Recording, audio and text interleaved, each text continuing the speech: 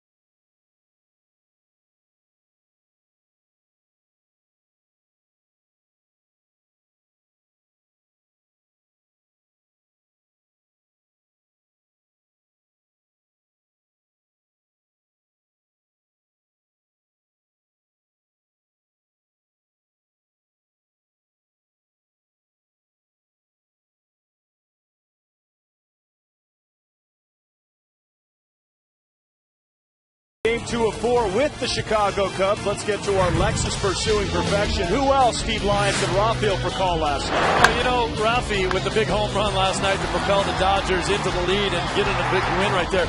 You would not get an argument from too many people if you said Rafael for call right now, over the last 2 weeks, is the best player in baseball. He ranks near the top in every offensive category. He's had 4 home runs in his last 8 games. He's hitting like a middle-of-the-order hitter. He's got 27 hits in his last 14 games played. That's ridiculous. And no team wins consistently unless you have a catalyst at the top of the lineup. And you need a guy at the top. I just go back to the last 3 World Series. The winners, Jeter at the top, Rollins, Pedroia. I'd like to see Frickal's name join that list. Yeah, you would like to see it, and he's that type of player when he's healthy and going good. Yeah, all right, so no question, Rafael Frickal is getting the job done. And there, you know what, a fight broke out. What? No, it wasn't a fight, but there was a hockey player. Oh, same thing. Yeah, Dustin Brown shooting on Russell Martin, who went butterfly, made the save, so then they put Brownie in Russell's gear, and Russell shooting. At least he can. So he's going to find a way to score. He can shoot it. Oh, he's on his head. That's good stuff before the game. When we come back, Vince Scully has the call for you. Enjoy. We'll see you later.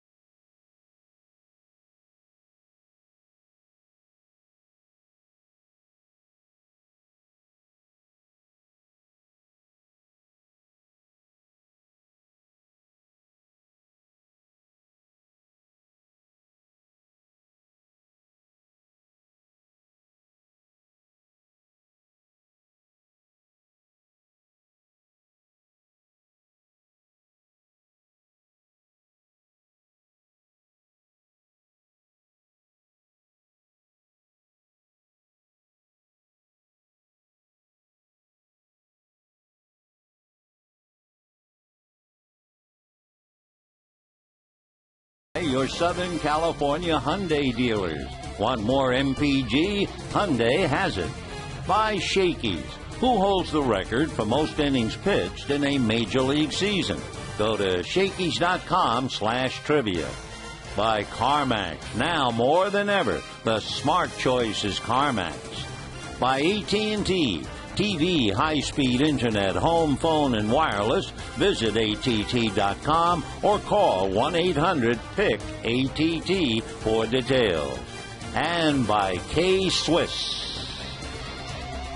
Hi, everybody, and a very pleasant Friday evening to you. Welcome to Dodger Stadium, a blue sky, puffy white cloud sunset time of day. It is idyllic as the Dodgers and the Cubs prepare to meet in Game 2 of the 4-game series. They've already played 4 games this year, each side having won 2. The Dodgers 3 games back of the Padres, and the Cubs 10.5 back of Cincinnati. Talking about the Padres, they're leading the Rockies 3-0 in the 3rd inning.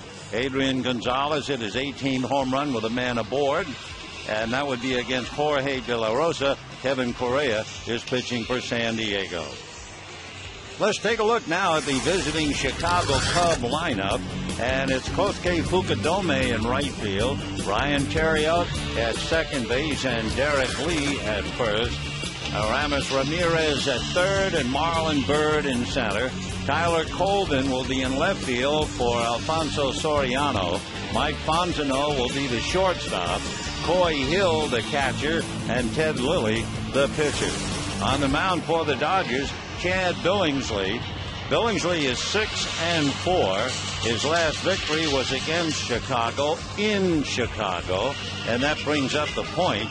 His record at 6-4, if you break it down, Chad is 2-3 here at Dodger Stadium. On the road, he is 4-1. He knocked off the Cubs in 2008 in Game 2. That was the League Division Series between the Dodgers and the Cubs. Dodgers swept Chicago and went on to lose to Philadelphia. So we're about ready to get this one started on a beautiful evening. For the Dodgers with the leather behind Billingsley, they shape up this way. Hall, Kemp, and Egier in the outfield. Blake for Call, Carroll, and Loney on the infield. And the battery of Billingsley and Martin. The Cubs are doing very well as they check in. They have done exceptionally well for Lou Piniella against Western Division teams. They're 10-3 against the West. Nevertheless, they're 10.5 games behind Cincinnati. So here comes Kosuke Fukudome from Kagoshima in Japan. They tell me that's a small Japanese town that sits at the base of a 3,600-foot active volcano that erupts with, shall we say, disturbing frequency. It exploded as late as 2008. The left-hand hitting right fielder hits one right back to Billingsley on the first pitch. So that didn't take long. One pitch and one out here in the first inning. We were alluding to the fact when Billingsley went to the mound about the playoffs in 2008. And the Cubs have been somewhat in a downward spiral ever since. In 2008, they won 97-64, and then the Dodgers swept them in 3. In 2009, they lost 14 more games, and in this year, they're on a pace to lose 11 more.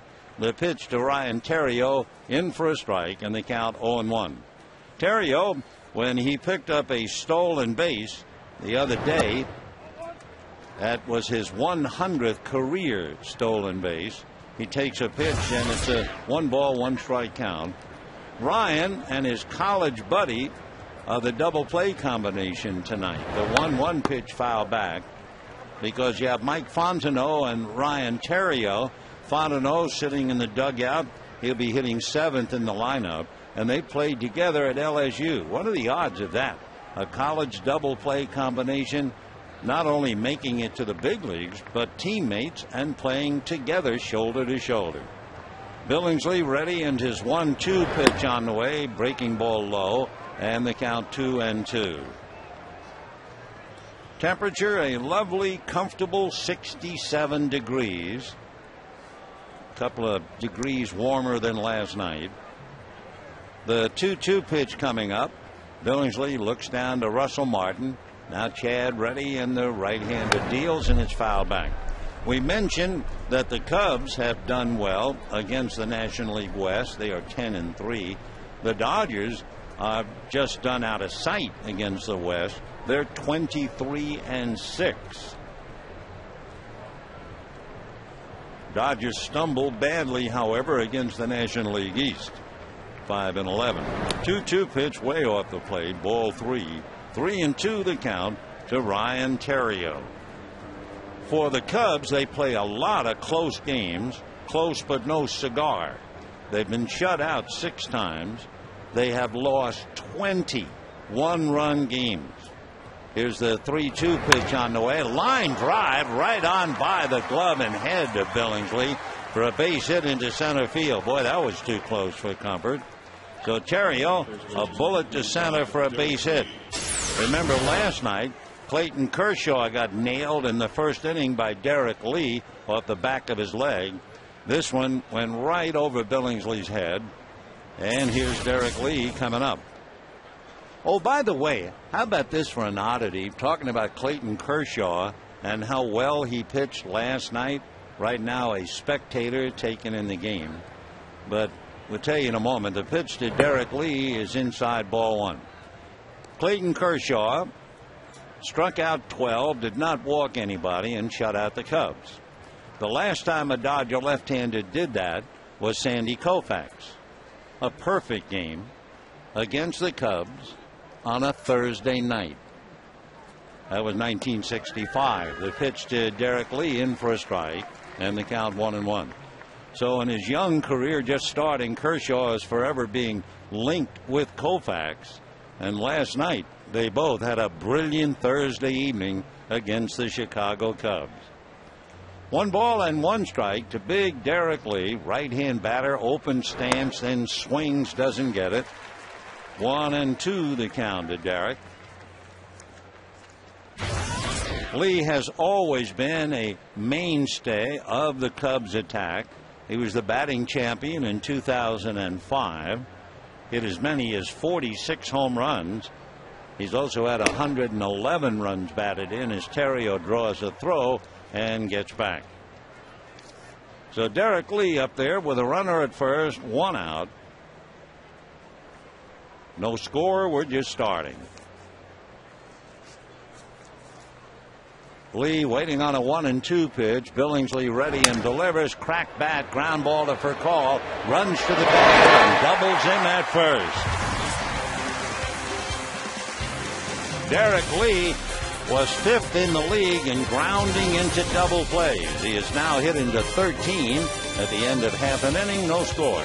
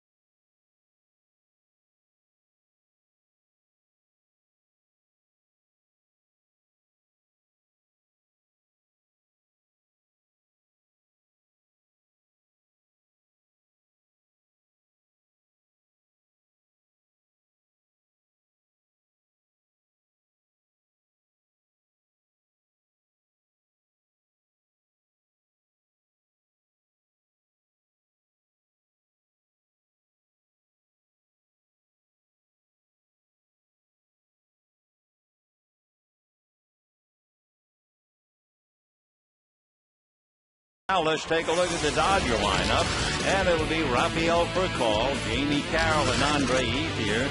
Then it's Matt Kemp, James Loney, and Casey Blake, Russell Martin, Xavier Paul, and Chad Billingsley.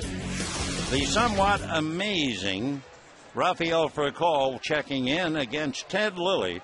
This is kind of 1 in a million. The battery for the Cubs tonight, once upon a time, were each Dodger property.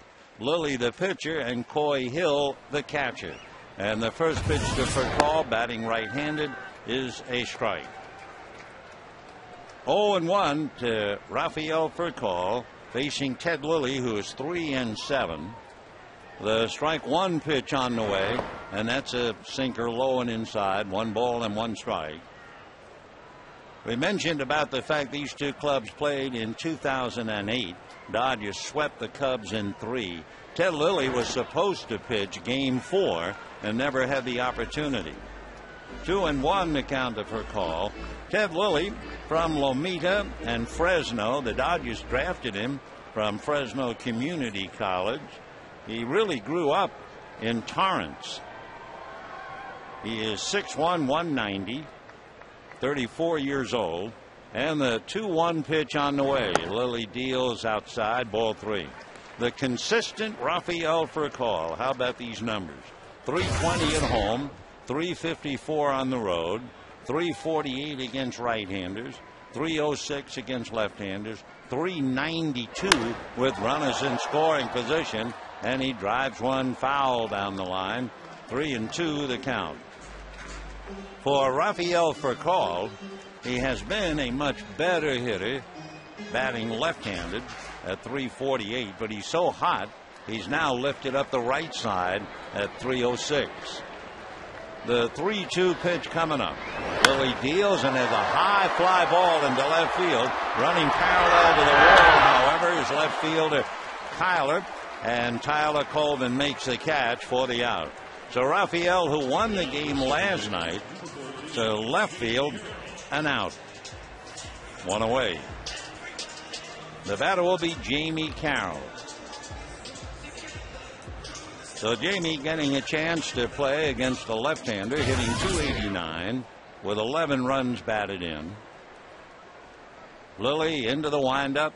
Ted ready, flips the pitch low, ball one, 1-0. So Jamie Carroll, who has done a wonderful job facing Ted Lilly, and after that long fly ball, one thing should not come as a surprise as Lilly works at low ball two.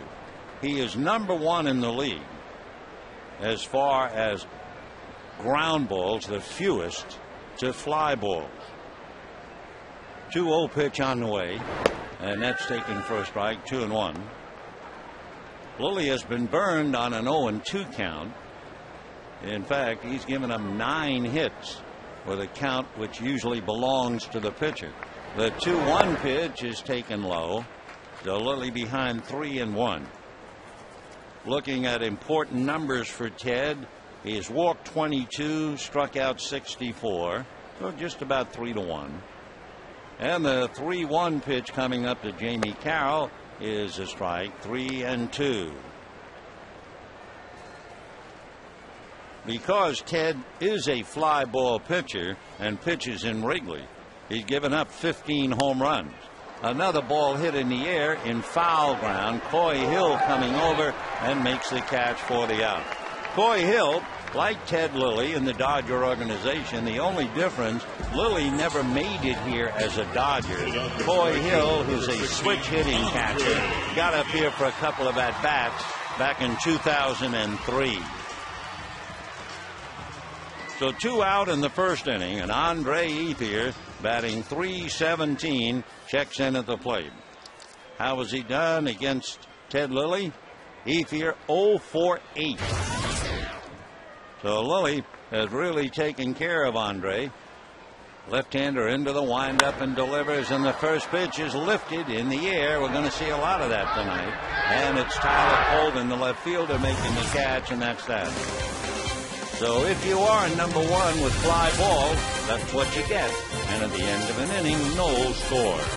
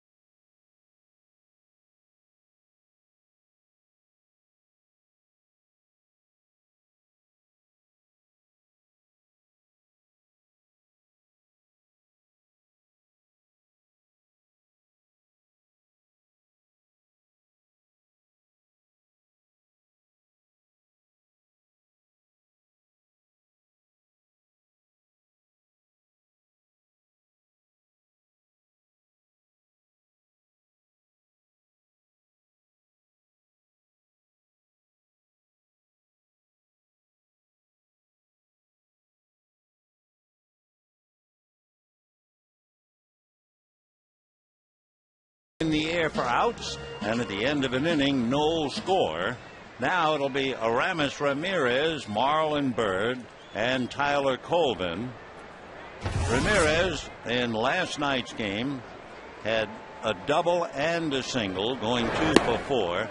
Check swing on a pitch on the outside corner, no swing, however. 1 ball and no strikes.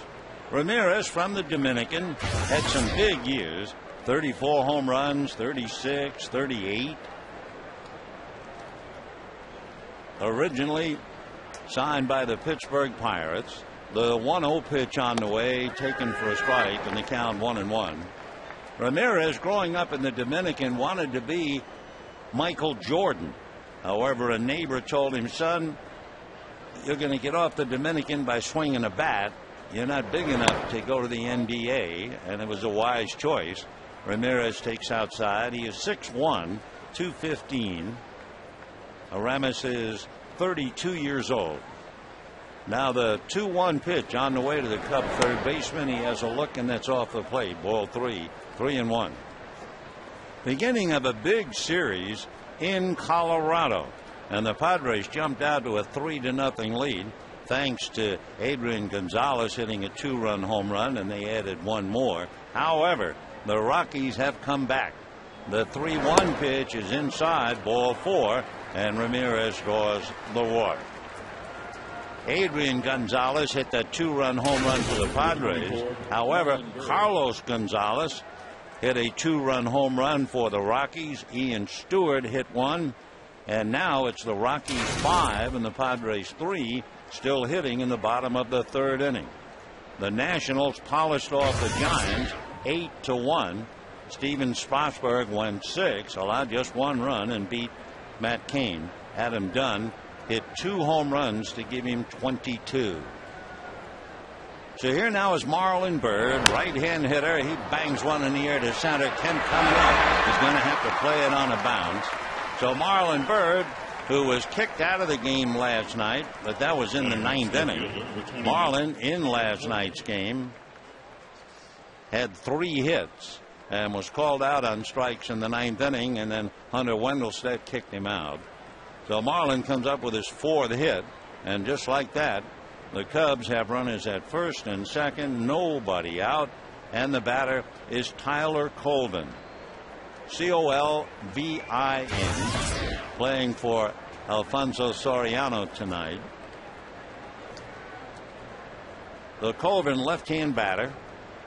He's out of Augusta, Georgia. In fact, maybe he knows Jonathan Broxton. Colvin waiting, and the first pitch to him is a little low and inside, ball 1. Tyler Colvin went to Clemson. He was a first-round pick by the Cubs only 4 years ago, and here he is. Augusta, about 150 miles east of Atlanta. 1 ball and no strikes, the count. Billingsley comes right back with a pitch low. 2-0 the count. Colvin signed with the Cubs, something like $1.5 million, first-round pick money. 2-0. Colvin 6'3", 200-pounder. Ramirez at second, Byrd at first, nobody out. 2nd inning. The next pitch down and away, ball 3. Colvin was having chicken and dumplings, he said, with his grandparents at the Cracker Barrel, not far from the airport in Knoxville. And all of a sudden, he got a call. Milton Bradley was going to be chased off the team. They needed an outfielder, and they called him up. He takes way outside. Billingsley not even close on those pitches. So the bases are loaded with nobody out. And the batter will be Mike Fontenot. So Martin going out to the mound as Fontenot will check in at the plate. Another Tiger from LSU. As we mentioned earlier, Mike and Ryan Theriot were teammates. Fontenot from Slidell, Louisiana. He's only 5'8", 170, 30 years old. Slidell is about an hour from Baton Rouge. So with the bases loaded and nobody out, a 300 hitter. He has 1 home run, 17 runs batted in, and he takes ball 1. So 2 walks and a single, and Fontenot at the plate. Fontenot has a grand slam home run in his career, and he did it against Cincinnati. The pitch to him is off the plate, ball 2. So Billingsley trying to fight his way out of a mess here. Chad coming in had 80 strikeouts and 30 walks. So not quite 3-1, 2.5, let's say. But he's struggling, and you can bet Rick Honeycutt is struggling in the Dodger dugout. So Fontenot waiting, 2 balls and no strikes. Ramirez, Byrd, and Colvin out on the lines. And the 2-0 pitch on the way, a strike. 2-1.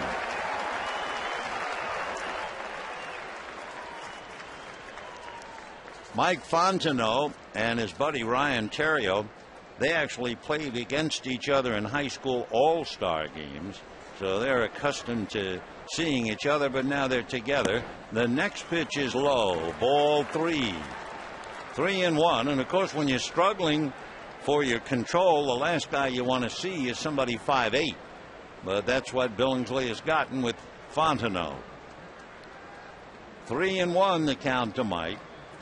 Coy Hill on deck. Now the 3-1 pitch, little roller to first. Loney is going to feed Billingsley coming over in time.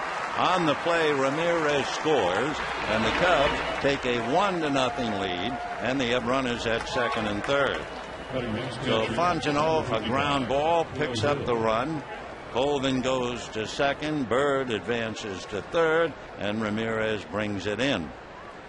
So 1 out, and now Coy Hill, switch hitting catcher, checking in. As we mentioned, Coy was also a former Dodger, like Ted Lilly, and made the usual stops: Wilmington, Jacksonville, Las Vegas, and he came up to the Dodgers in 2003. Went 1 for 3, and that was that. He went on to the Diamondbacks, takes a breaking ball strike, and the count 0-1. Coy Hill, when he gets the count his way, becomes a very dangerous hitter. He might be batting only .221, but if you get behind on him, he's a much better hitter, and he's hitting left-handed. Swings, doesn't get it, and the count 0-2. No home runs, 7 runs batted in. Coy is an even 6-footer, 195.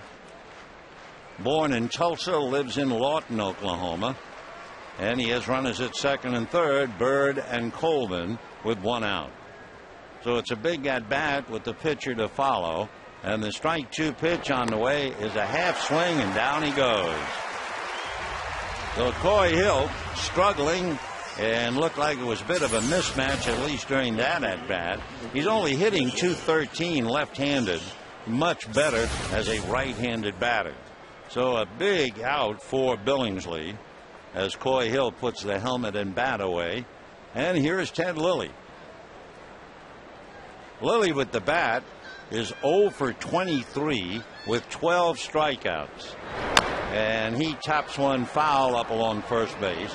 0-1 the count. So the Cubs are accustomed to playing them close. They've been shut out 6 times.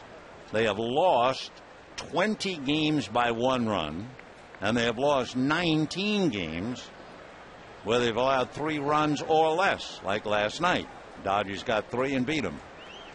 So the offense has really slowed down Chicago for sure. 0-1 the count to Lilly. Billingsley, you can see the light at the end of the tunnel now as he gets a little high. 1 ball and 1 strike. 1 run, 2 hits for the Cubs, second inning. Ted Lilly at 6'1", was a Giant fan growing up in and around the Fresno area. Loved Will Clark. 1-1 pitch, swung on, foul back. 1-2 the count. When Ted Lilly was in the Dodger organization, Charlie Huff had a lot to do with his development in Single A. They had offered him a scholarship at Cal State Fullerton to transfer from Fresno, but he signed with the Dodgers instead. So Ted waiting in the 1-2 pitch, and the swing and fouled away again. Billingsley with a 94-mile-an-hour fastball, and Lilly just trying to make contact. 0 for 23. 1-0 Chicago. Top of the second inning, runners at second and third. Billingsley hands together at the collarbone. Now the 1-2 pitch is a curveball, got him. Oh, that's really nasty after the fastball, so throw that to a pitcher still looking for a hit. Well, the Cubs get 1, lead 2, and it's 1-0 Chicago.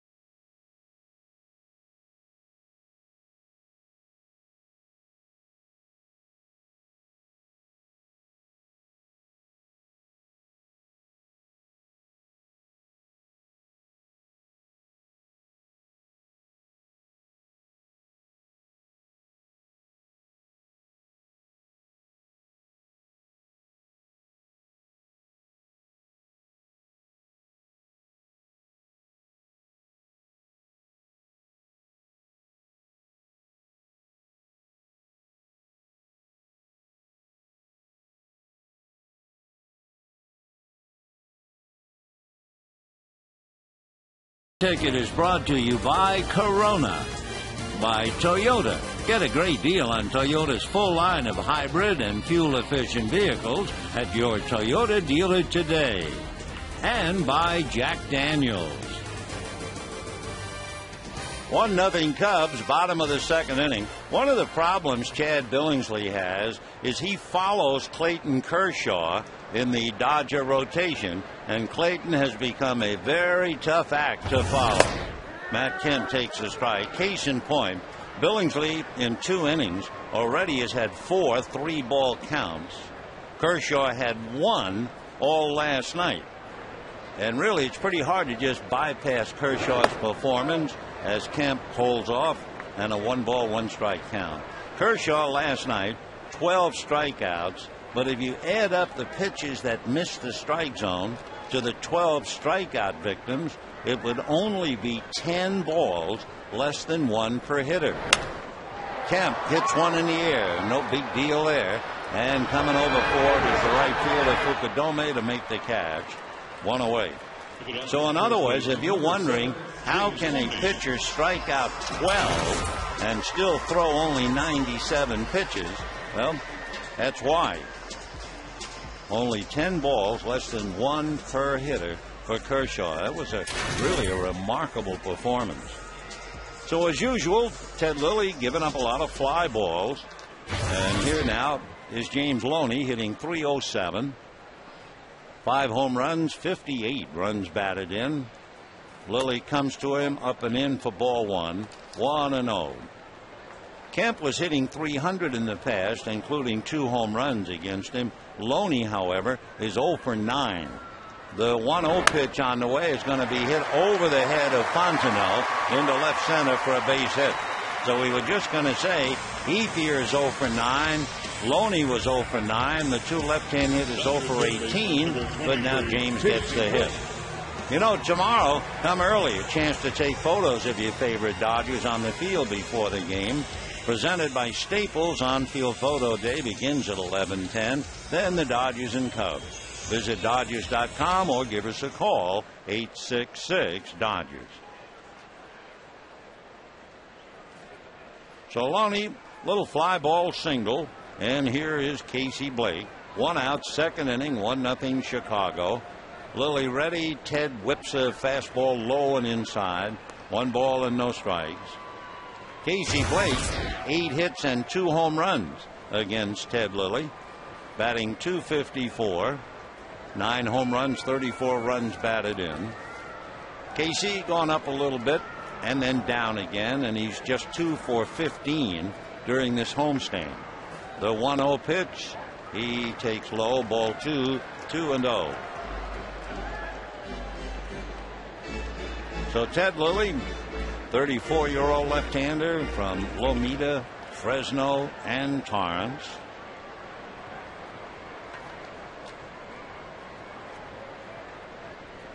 Now the 2-0 pitch on the way. Ted flicks it, and that's low. So he's behind ball 3. Lilly was with the Yankees back in 01 and 2. Then from the A's to the Blue Jays and finally to the Cubs. 3-0 the count to Casey Blake. And Lilly delivers high fastball for ball 4. So with 1 out, first and second, Russell Martin coming up. Ted Lilly's name, by the way, is really Theodore Roosevelt Lilly. And remember Teddy Roosevelt's great line about speak softly and carry a big stick. Well, Ted Lilly, rather quiet, soft-spoken. However, when the chips are down, he can be awfully tough. And we're not talking baseball. The left-hander delivers, line drive, foul down the left field line, 0-1. Martin hitting .247.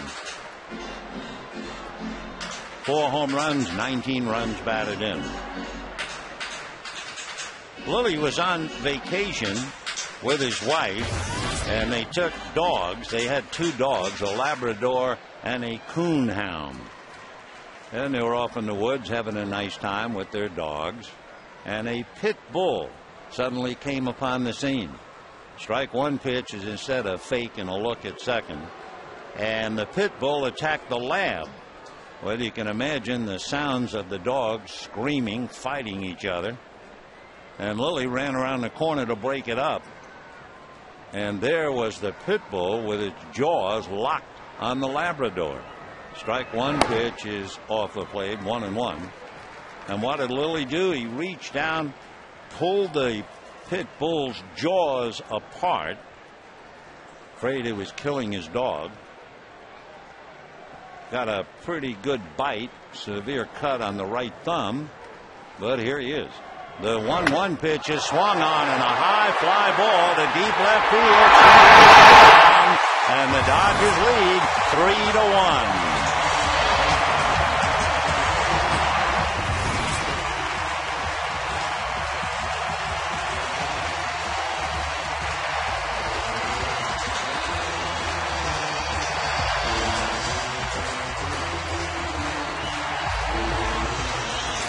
Well, live by the sword, die by the sword. Ted Lilly is a fly ball pitcher, as we pointed out, and sooner or later, one of those fly balls will leave the premises. So Billingsley, who was down 1-0, lifts his helmet. It's 3-1 Dodgers. 16 home runs allowed by Ted Lilly, and the pitch now to Xavier Paul in for a strike. For Russell Martin, his last home run was the 9th of May. Against Colorado. So 46 games have gone by, and then Russell jacks one out. Fly ball to center. That's the Lilly pattern. I guess the infielders could all sit down with Lilly. So 2 down, and the batter Chad Billingsley. So Russell Martin and Casey Blake putting their heads together. Blake had gotten the walk, and Martin hit it out. In his last start against Cincinnati, Lilly allowed 4 home runs, and I mean the Reds just knocked him from pillar to post. That's why we marvel a fly ball pitcher trying to make a living in Wrigley Field. It doesn't make much sense. Pitch to Billingsley, a strike, and they count 1-1. If ever a pitcher was going to pitch at Wrigley and look at the flags coming to the ballpark, it would be Ted Lilly. Foul ball back into the stands, 1-2. When you go to Wrigley, no matter what you're doing there, you always look at the flags. I mean, they don't call it the Windy City for nothing. Carl Sandburg called it the city of the broad shoulders, and maybe you need both. The 1-2 pitch is swung on and fouled at the plate. So for Lilly, if he comes to Wrigley and sees the wind blowing out, he's in a lot of trouble. And he is second in the National League in home runs allowed at home. So all those pieces fit. Now the 1-2 pitch on the way. Ted delivers, little ground ball wide at first. Lee feeding his pitcher coming over for the 3rd out. But a single, a walk, and a bomb by Russell Martin into the bleachers in left center. Dodgers pick up 3, and at the end of 2.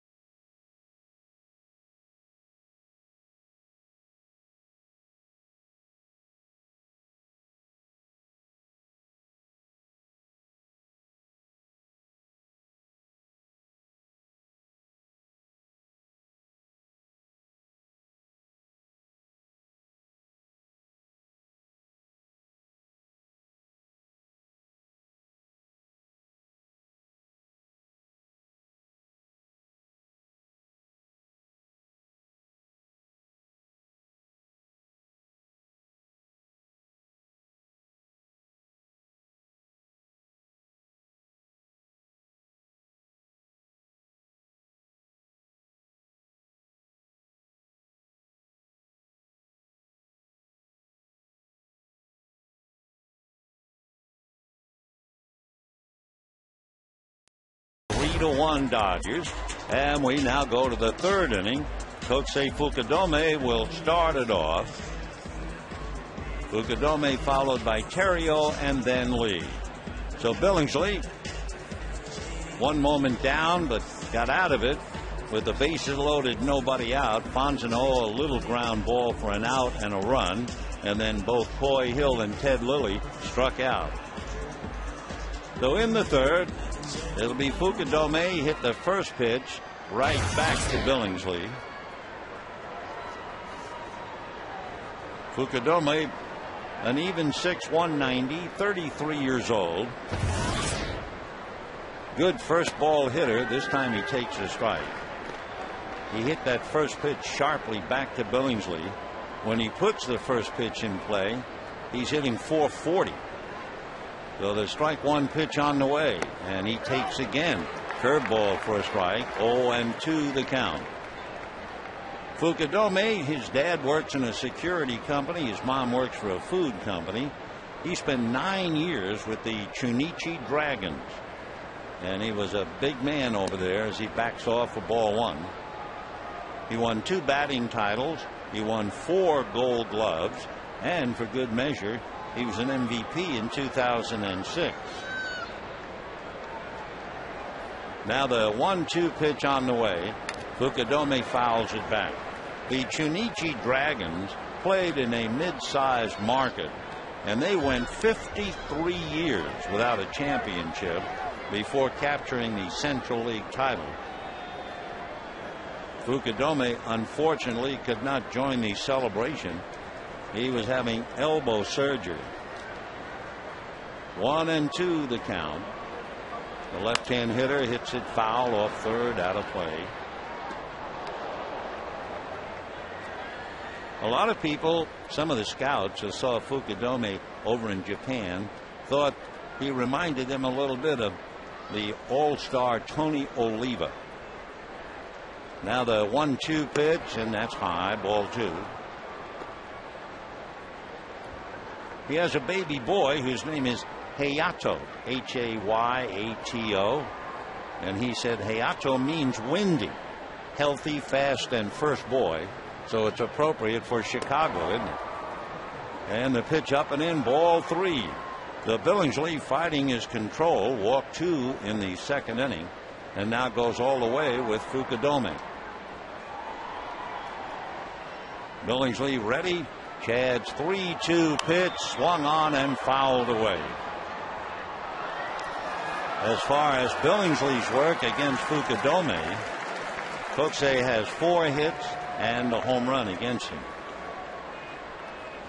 Fukudome batting .258, 8 home runs, 26 runs batted in. 3-1 in favor of the Dodgers. Third in, and Fukudome takes strike 3 call. He thought it was ball 4. But Hunter Wendelstedt said strike 3.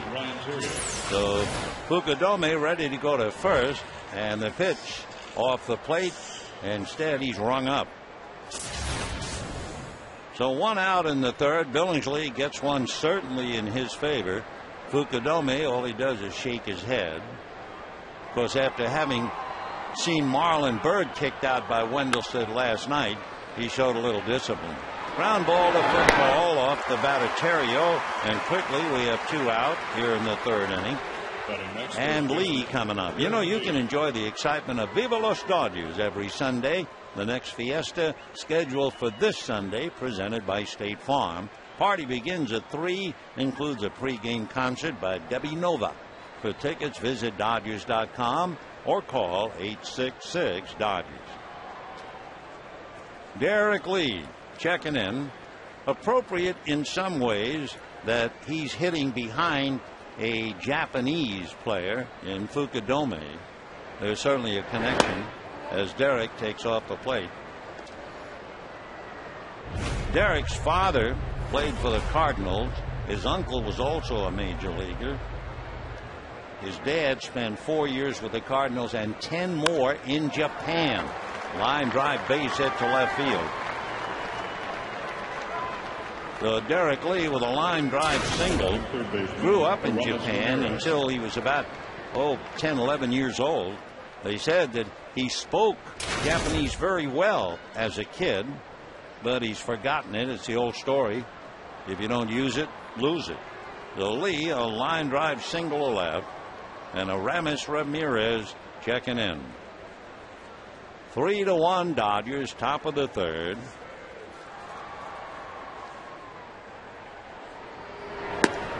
Ramirez takes low, ball one.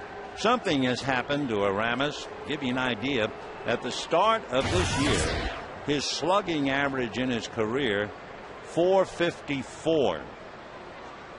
He has had a 33% drop in his slugging average. He has a look at a pitch off the plate, ball two.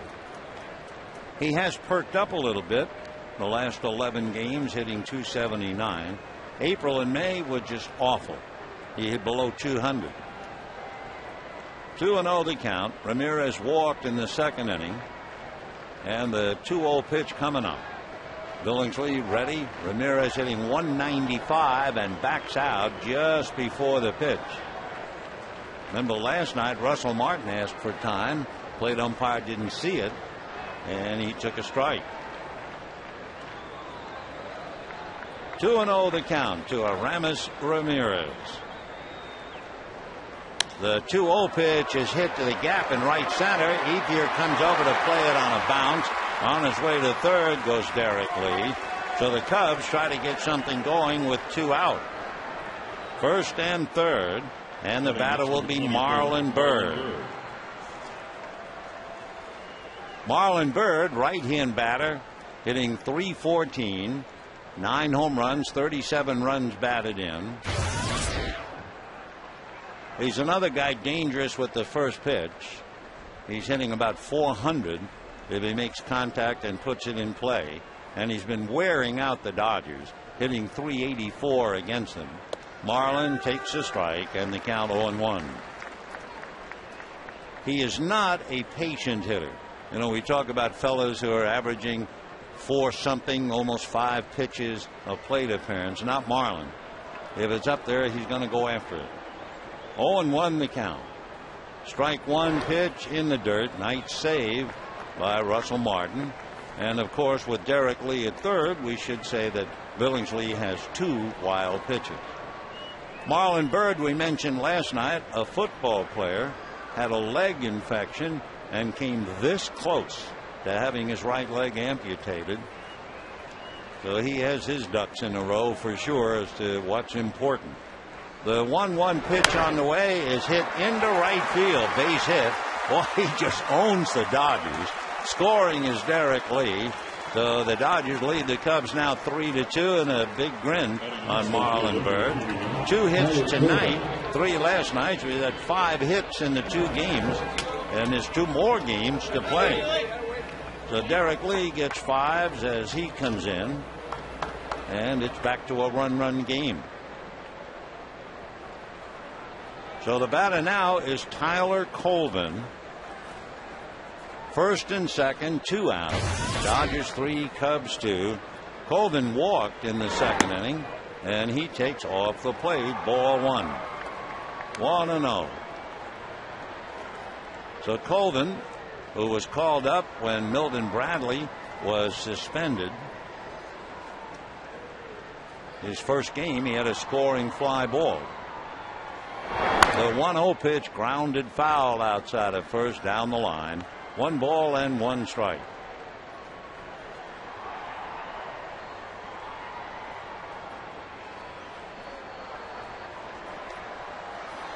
Colvin back up, 6'3", 200-pounder. He's 24. He'll be 25 in September. The pride of Clemson. 1-1 the count. Ramirez at second, Byrd at first, and the next pitch, curveball, swung on and missed, and the count 1-2. Cubs got a run in the second inning. Russell Martin hit a 3-run home run in the bottom of the second, and the Cubs have come right back with 3 hits with 2 out, and it's 3-2. Billingsley trying to get out of the jam. He's allowed at least 1 hit in every inning. And the 1-2 pitch is a curveball in the dirt. 2-2 the count. Billingsley started the inning having already made 35 pitches. Got Fukudome, got Terrio. He's lucky, let's face it, on that pitch to Fukudome that certainly looked like it was ball 4. He'd be up to his hips in trouble now. So the deuce is wild. 2 balls, 2 strikes, 2 out, 2 on, 3-2 Dodgers.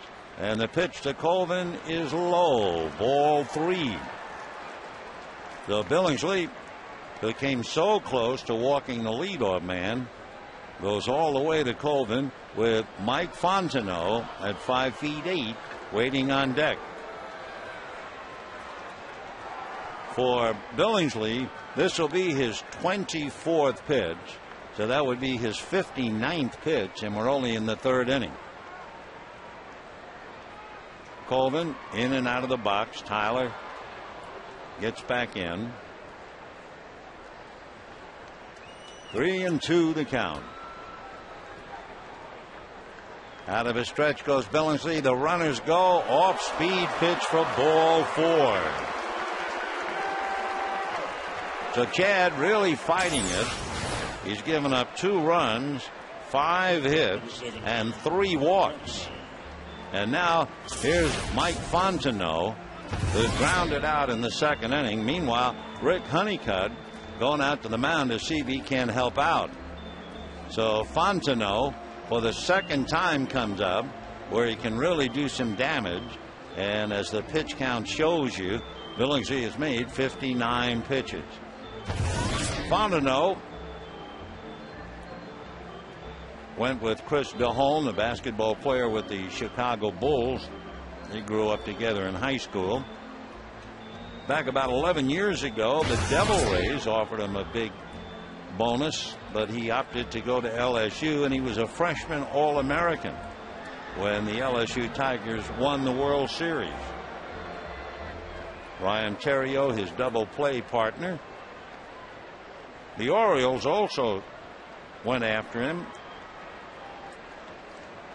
They gave him 1st-round money, which is always close to $1.5 million. He's wearing contact lenses ever since he had to see an eye doctor back in 2003. And the first pitch to him, and that's a strike, and the count 0-1. So Fontenot came up with the bases loaded in the 2nd inning, grounded out to score a run, and comes right back up with the bases loaded and 2 out here in the 3rd. The strike 1 pitch on the way. Fontenot tries to time a curveball and doesn't get it, and the count 0-2.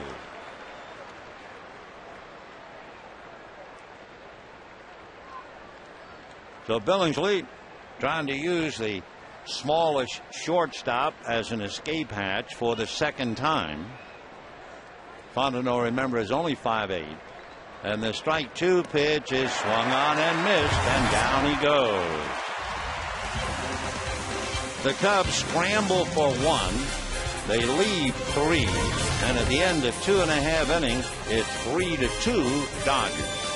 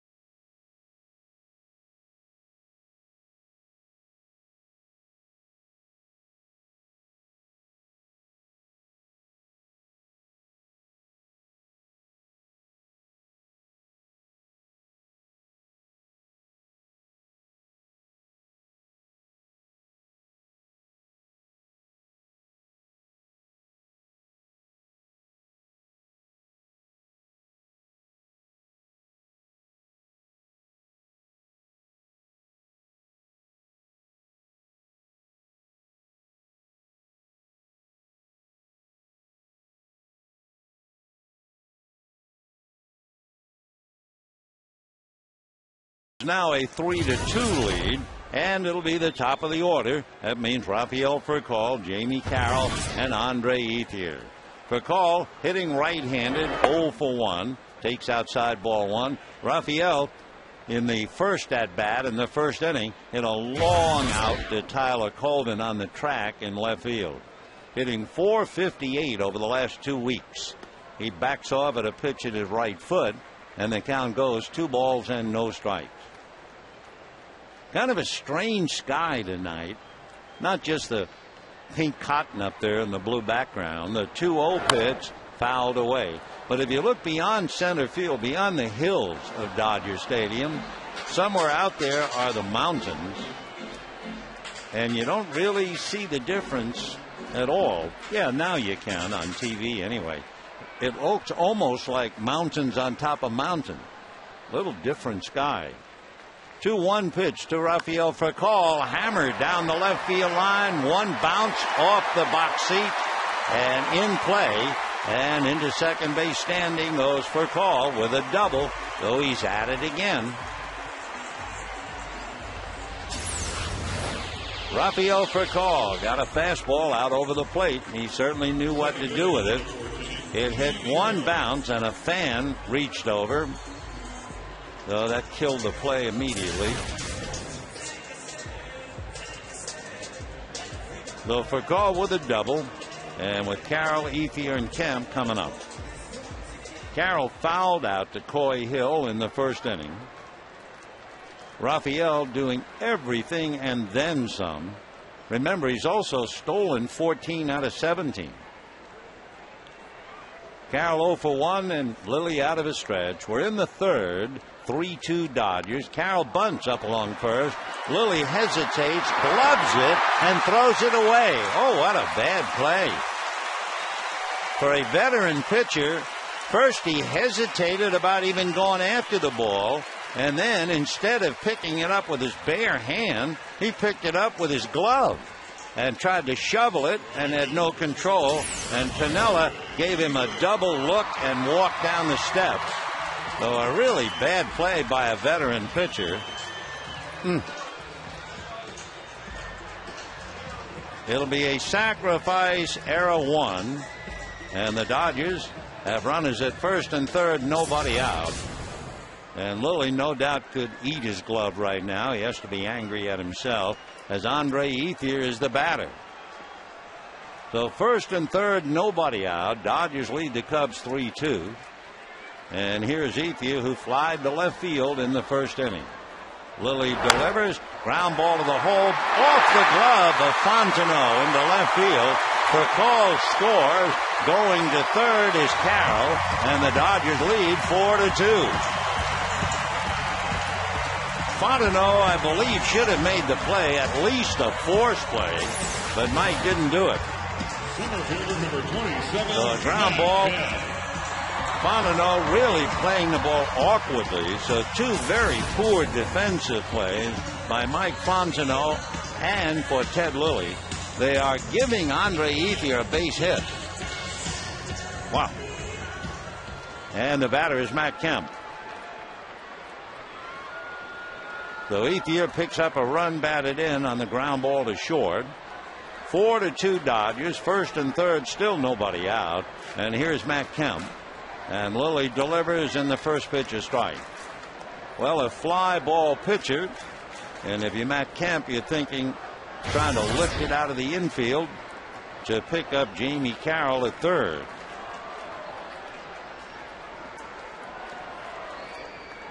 Kemp waiting, 0-1. Lilly delivers, swung on and missed, down and in. 0-2 with the fastball.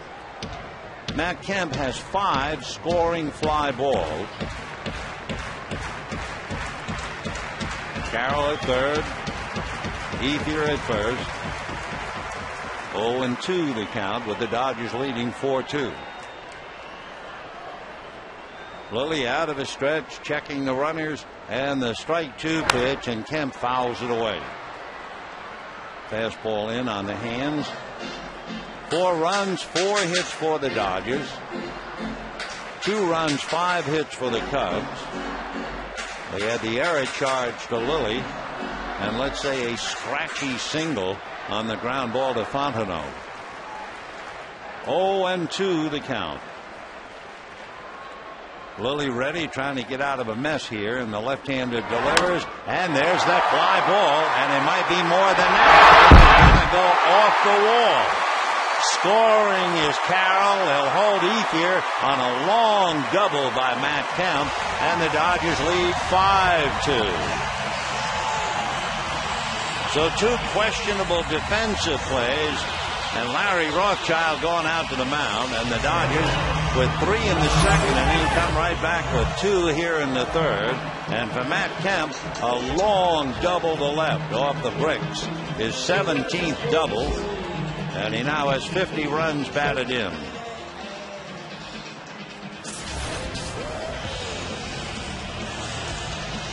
So Rothschild, I think, more than anything else, trying to stroke the feathers of the pitcher because of a couple of shaky plays. Ted's play on the bunt, then Fontenot on the ground ball. The 1 minute it was 1-0 Cubs, 3-1 Dodgers, 3-2 Dodgers, now 5-2 Dodgers. And Lilly still doesn't have an out in the inning, and James Loney coming up with first base open.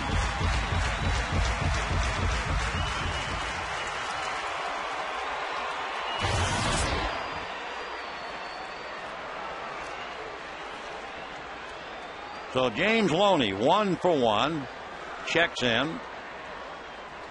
He's been dynamite with men in scoring position. That's why he has 58 runs batted in. And he takes a curveball off the plate. Ball 1, 1-0. When the Cubs came here last night, you say to yourself, well, they're no threat. They're 10.5 back of Cincinnati. But they were doing exceptionally well against the Western Division. The 1-0 pitch is low, ball 2. Prior to last night's game, the Cubs were 10-2 against the Western Division. Then they lost the game in the home run in the 7th inning last night. And in a sense, they've been their own worst enemies tonight. 2-0 the count to Loney.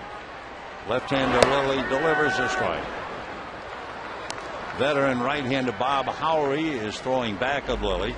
Remember, the Cubs had the bases loaded, nobody out in the second inning, and got 1. They had the bases loaded and a run in with 2 out in the third, and got 1. So they've certainly had ample opportunities. The 2-1 pitch swung on, and it's going to be speared by Fontenot, and the runners have to hold.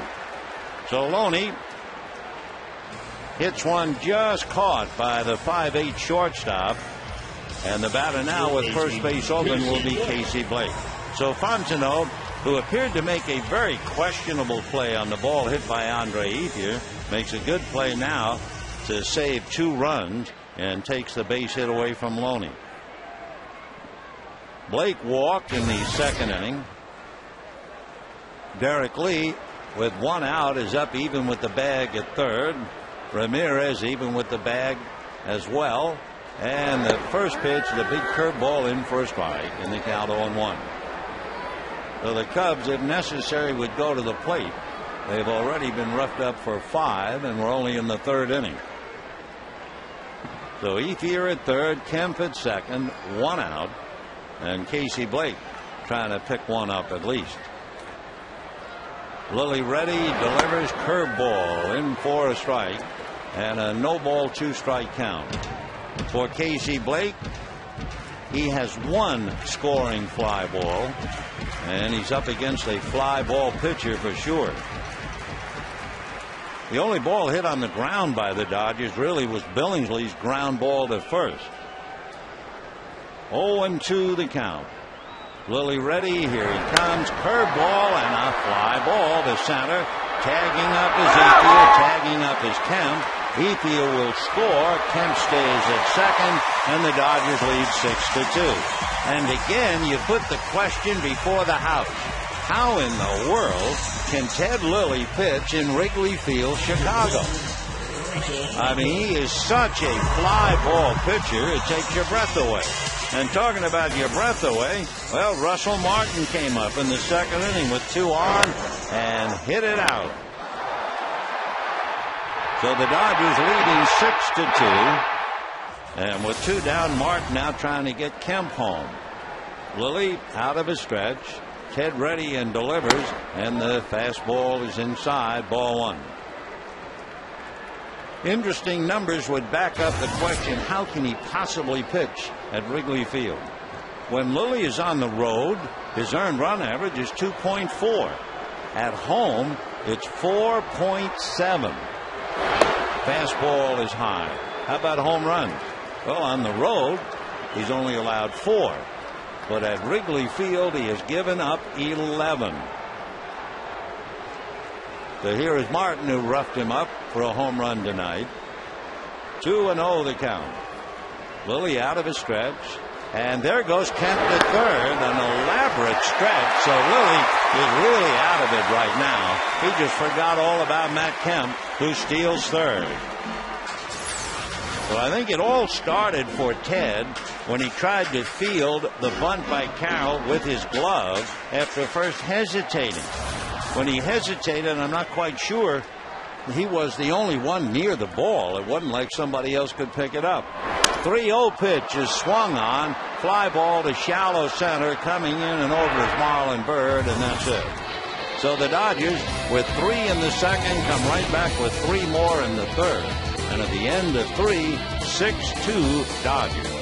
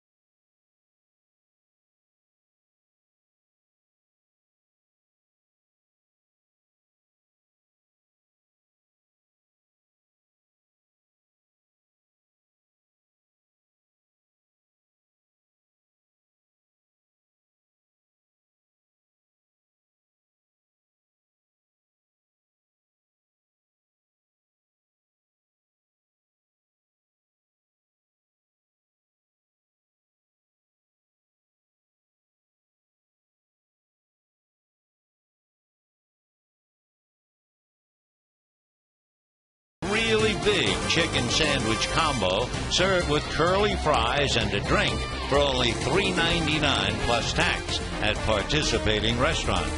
And by your Southern California Ford dealers, where you'll find the new Transit Connect. Check it out at scforddealers.com. Check it out. 6-2 in favor of the Dodgers. We go to the 4th inning for Chad Billingsley, who's been very wobbly, but he's now been staked to a 4-run lead. Billingsley has made 62 pitches in 3 innings. And it'll be Coy Hill. We'll see about Ted Lilly. And then Kosuke Fukudome. A couple of things about the Cubs. Never mind the fact that Lilly is a fly ball pitcher. Among other things, they're a rather aggressive, or maybe you could call them an impatient hitting team. They don't go deep in the count very often. That's ball 1. They are second in the league in first ball hitting. 1-0. Little ground ball to Loney. Underhand into Billingsley. And just like that, 1 away. You know, baseball's biggest stars, they'll go head to head for a spectacular night in the summer's biggest event, as Fox brings you every thrilling moment of this year's Major League Baseball All-Star Game. Coverage begins Tuesday live from Anaheim. at 5 p.m. Pacific, only on Fox. So 1 away. Here is Ted Lilly. Struck out in the second inning. And ball 1.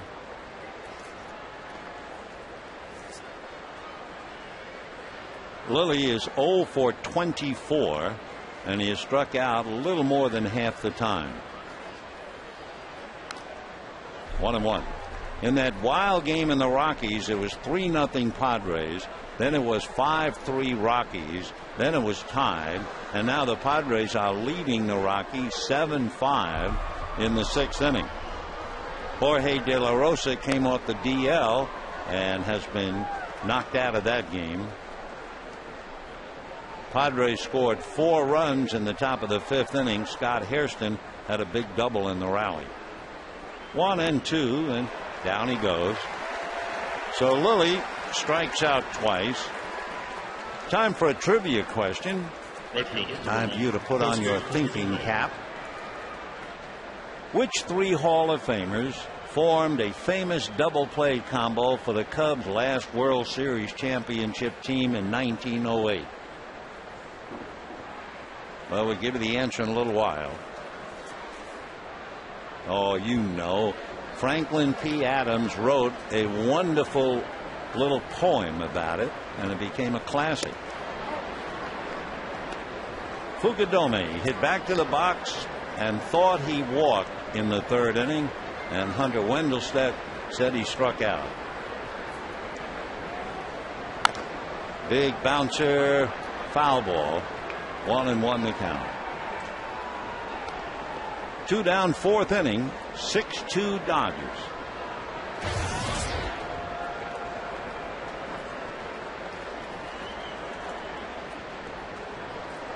Cubs won the World Championship in 1907 and 1908.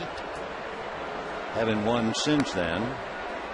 That's a strike. And of course the Dodgers wrecked what they thought was going to be an outstanding year in 2008. 1-2. And down goes Fukudome. So just what the doctor ordered for Billingsley. A quick inning. He strikes out 2. And at the end of 3.5, 6-2 Dodgers.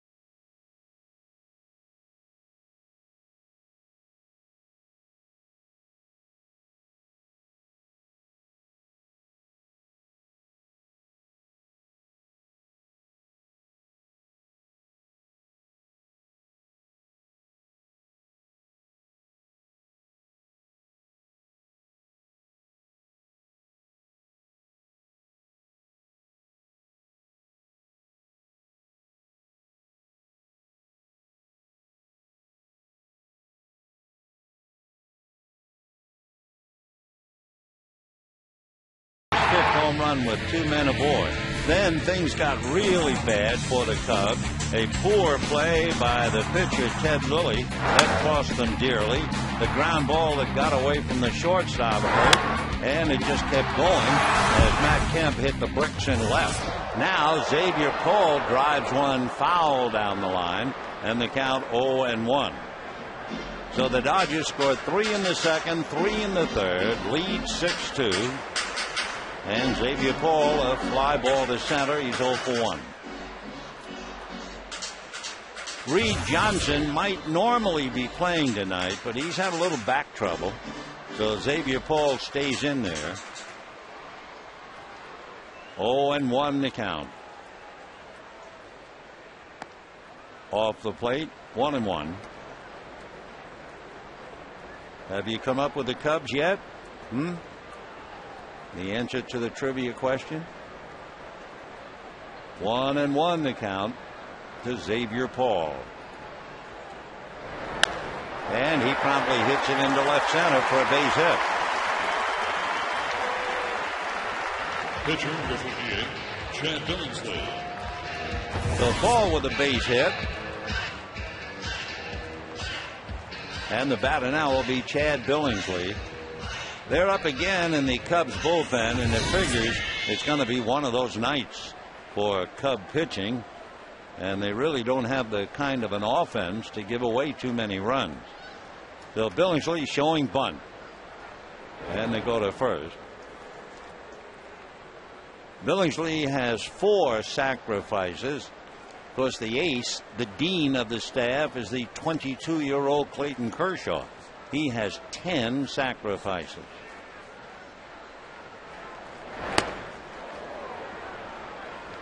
One ball and no strikes. Mitch Atkins beginning to warm up now in the Cub bullpen.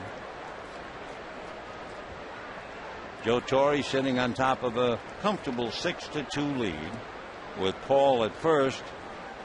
Nobody out. The bunt in the air, foul to the screen. 1-1.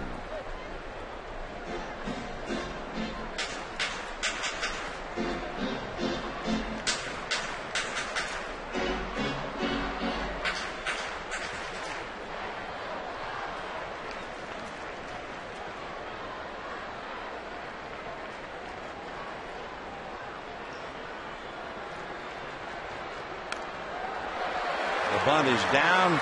Ramirez makes the play, and the sacrifice works. Well, here's the answer to the trivia question. The 3 Hall of Famers, a famous DP combo for the Cubs, last World Series champions. Joe Tinkers, Johnny Evers, and Frank Chance. Franklin P. Adams wrote a poem 100 years ago tomorrow. These are the saddest of possible words. Tinkers to Evers to Chance. Trio of Bear Cubs and fleeter than birds. Tinker and Evers and Chance. Ruthlessly prickling our gonfalon bubble, making a giant hit into a double. Words that are heavy with nothing but trouble. Tinker to Evers to Chance. Yeah, Franklin P. Adams wrote that one.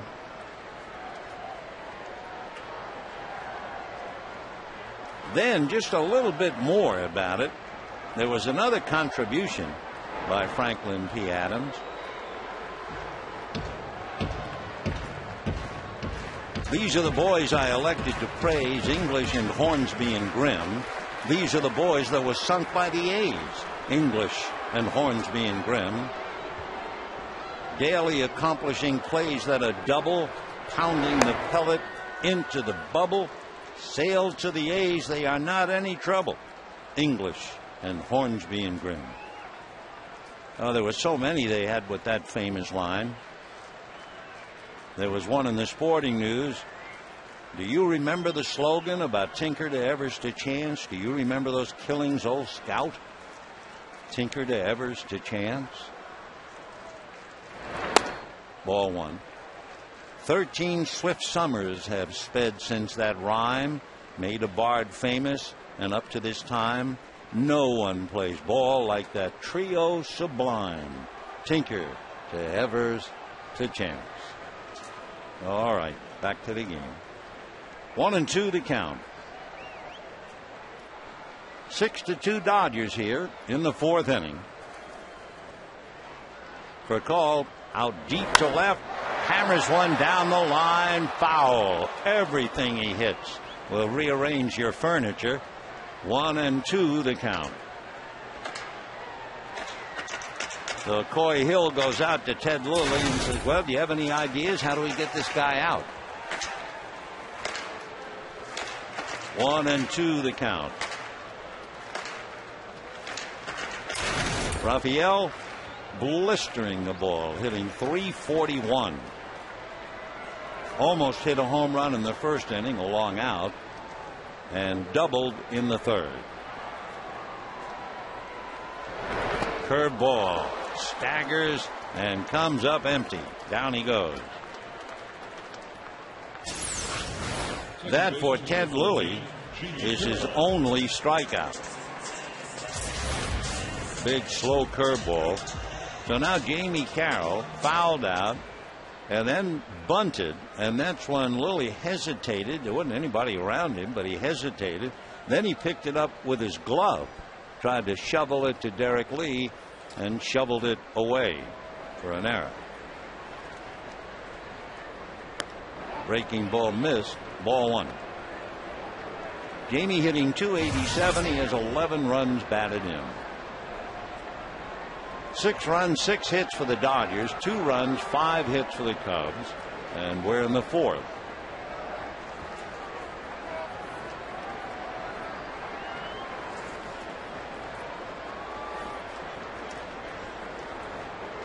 Tomorrow afternoon, Tom Gorzolani and John Eli. That's ball 2.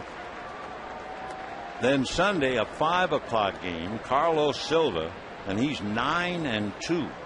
Silva will go against Vicente Padilla, and Silva a very interested spectator right now. 9-2. 2-0. Then, of course, there's Ubaldo Jimenez, 15-1 at the All-Star break.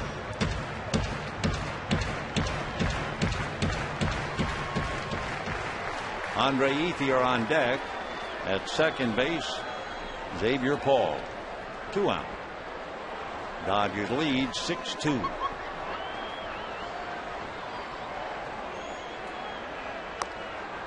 And ball 3.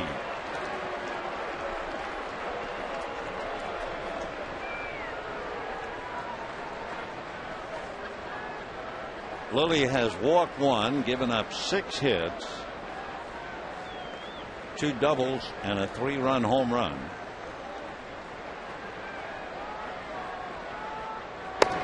And that's high for ball 4. Andre Ethier coming up, fly to left, and single to the hole at short. A lot of conjecture about Lou Piniella. Is he going to come back to manage, or will he leave the Cubs and manage somewhere else? Well, he is quite definitive and outspoken in saying he will not manage anywhere else if indeed he decides to call it a career as a big league manager. And certainly Lou has had a great baseball career as a player and manager. So if he hangs it up, baseball will lose a wonderful player and skipper. That's a strike to Ethier.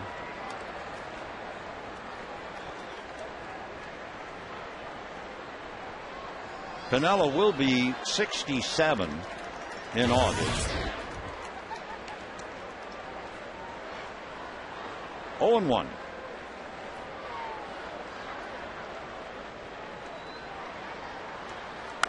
And that's fouled away. 0-2. Cubs actually led in this game. They had a run in the second inning, but then Lou saw the Dodgers get a 3-run home run from Russell Martin. Then he saw the Cubs play kind of fast and loose with the ball in the third inning, and the Dodgers opened it up 6-2 on questionable plays by Fontenot at short and Lilly on the mound. 0-2.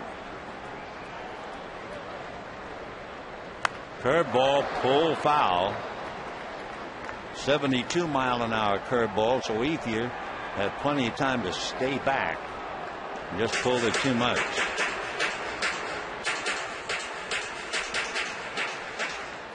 Terrio, Lee, and Ramirez due up for the Cubs in the 5th inning.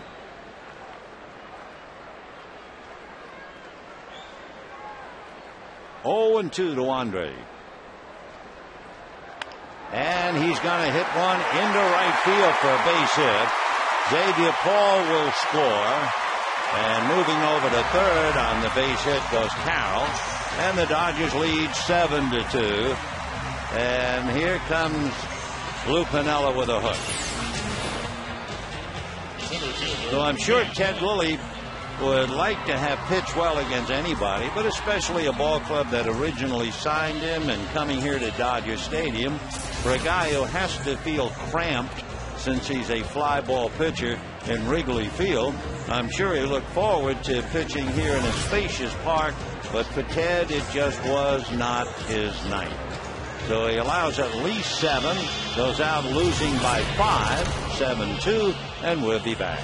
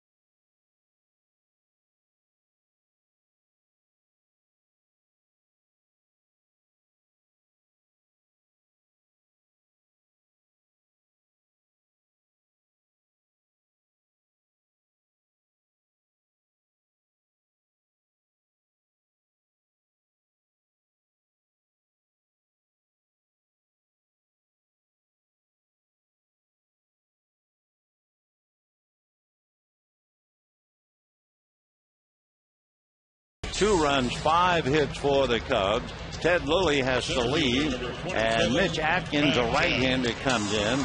Mitch is a big fella. He's 6'3", 230-pounder. Born in North Carolina at Browns Summit. He was named the minor league pitcher of the year for the Cubs 2 years ago, entering his 7th season in the organization. Mitch Atkins has not done very much for the Cubs. He recalled just before Wednesday's game. He was with the Cubs in the middle of June but did not appear. And for Ted Lilly, the end of what has to be a very frustrating night. 7 hits, a bunch of earned runs, his own mistake on the bunt. Everything soured on him. And now it's up to Atkins to get some outs.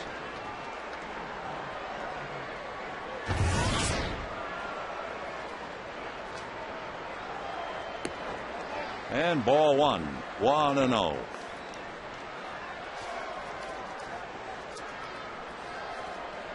Matt Kemp had a fly ball to right and a double off the left field wall. That's a strike. 1-1. So Matt, 16 home runs, 50 runs batted in, hitting .265, and Mitch Atkins relieving Ted Lilly, who made 73 pitches, and the Dodgers were 4 for 7 with runners in scoring position against Lilly for all 7 runs. Fly ball to right field. Fukudome is there, and that will be the last out, but not before the Dodgers add 1. And at the end of 4, Dodgers 7, Cubs 2.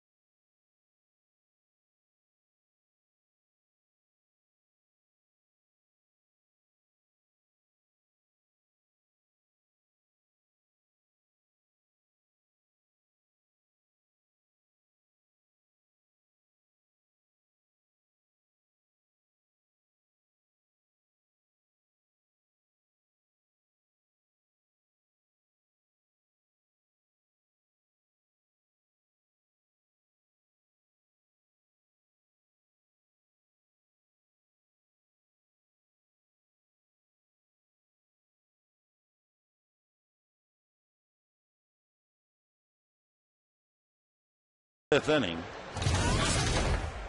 Ted Lilly went 3 2/3. Atkins got the out. And now it's Terrio, Lee, and Ramirez.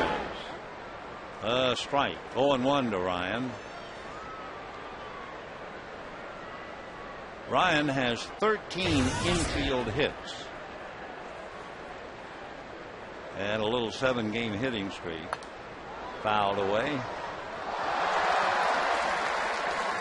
Nice play upstairs. No balls, 2 strikes.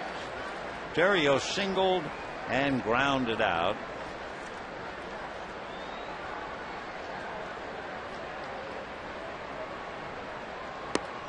Ball 1. Terrio in the leadoff role last night had a base hit but was picked off. That was in the 3rd inning. 1-2 to Ryan Terrio. And he pulls that foul down the line.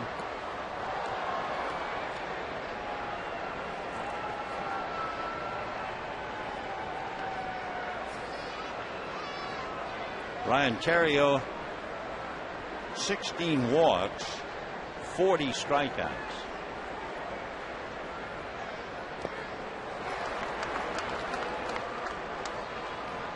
Terrio, I think, is appealing, but he's out at first, striking out.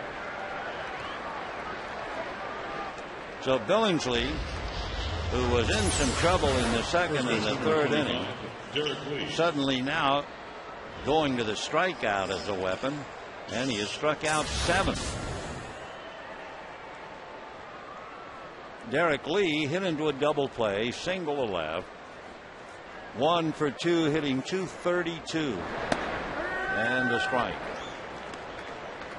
So Derek Lee, a former batting champion, hitting only .232. 10 home runs this year. So he and Ramirez have really been shut down, and therefore the Cubs are having a lot of trouble trying to score. Last year, Derek had 35 home runs and 111 runs batted in. 1-1. Ball 2, 2-1.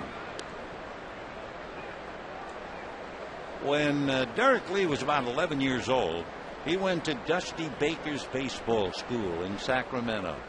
So they have a lot to talk about when they play Cincinnati. 2-2 the count. We told you about Derek Lee and his dad, Liron. He spent 10 years in Japan. Ball 3. So Chad Billingsley trying to right the ship, surviving the 2nd and 3rd innings when the Cubs had golden opportunities to rout him. And ball 4.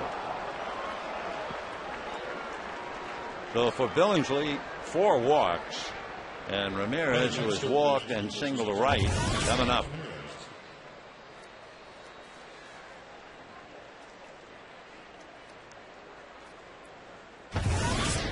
Aramis Ramirez from Santo Domingo.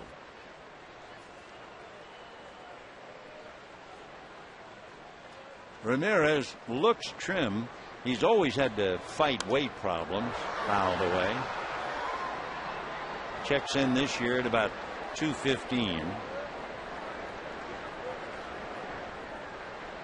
When he got called up to the big leagues to Pittsburgh, he was only 19 years old. He was the youngest Pirate about 25 years. 0-1. That's going to go down the left field line. Fair ball, rolling in the corner. On his way to third is Derek Lee, and they will stop him as the relay comes into for call. So Ramirez, a double into the left field corner, so he has a walk, a single, and a double. The Cubs try to fight back now. Have 2nd and 3rd, and coming up is the guy who absolutely kills the Dodgers, and that's Marlon Byrd. Byrd arrived here hitting .353 against the Dodgers. So last night he had 3 hits. Then tonight he's 2 for 2. So he's had 5 hits in the 2 games, and his average against the Dodgers out of sight. And he hits a ground ball for Call. The out has to be at first. Derek Lee scores. Byrd didn't hang around, and that makes it 7-3 in favor of the Dodgers. He didn't give us a chance to say that Byrd, in his career at Dodger Stadium, is hitting .480, 12 for 25. Wow. He is Big Bird, and we're not talking about Sesame Street either.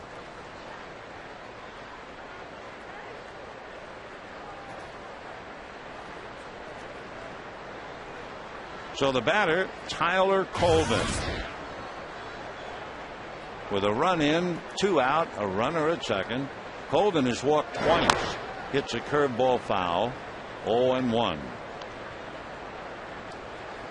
7 runs, 7 hits for the Dodgers. 3 runs, 6 hits for Chicago. The Cubs 1 extra base hit. That was Ramirez double, and he's waiting for a ride home out there now. 0-2.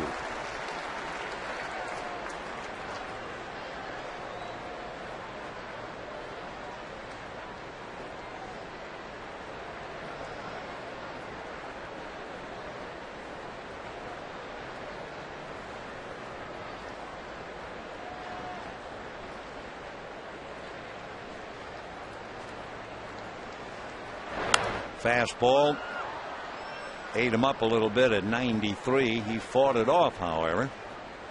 So it's still 0-2. Dodgers scored 3 in the second, 3 in the third, and 1 in the fourth. The Cubs scored 1 in the second, 1 in the third, and 1 so far here in the fifth.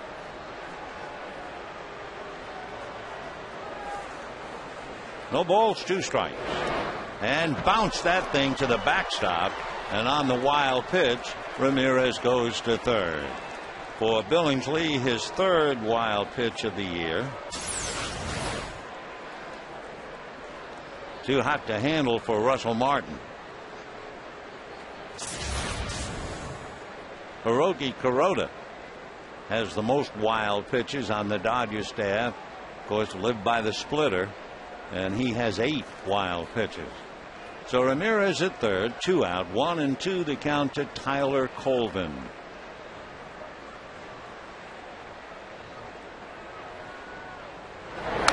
Foul back. Billingsley had made 72 pitches coming into this inning, so Colvin trying to stay up there and get a pitch he can handle. Tyler came up briefly last year, 17 at bats, and trying to stick this year.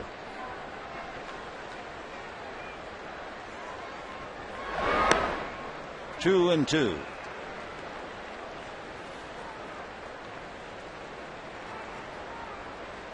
Colvin, good size, 6'3", 200-pounder. Back in 07 and 08, they said he was the best athlete in the Cubs organization. Ball 3. One time last year, Tyler Colvin was playing in the Southern League, and he went 11 for 11. And it came to an end. He hit a pair of line drive outs. Wow, 11 for 11. But not up here. And see you later. So the Cubs get 1 on Ramirez double and the walk to Lee. And walking off at the end of 4.5, Billingsley leads 7-3.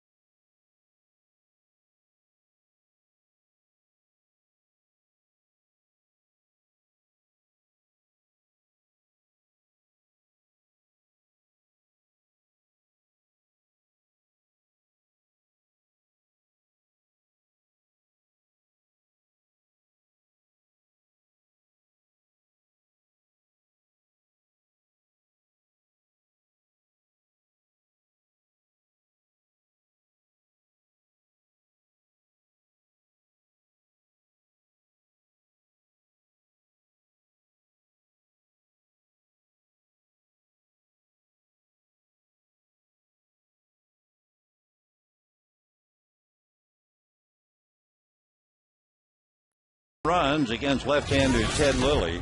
And the Dodgers here in the 5th inning will have Loney, Blake, and Martin. The one thing for the Dodgers, they might be leading by 4, but Billingsley is working awfully hard. Chad has made 94 pitches through 5 innings. So they're going to have to watch him carefully. Loney singled and then went out to the shortstop Fontenot. So James 1 for 2, hitting .308. 5 home runs, 58 runs batted in. Strike.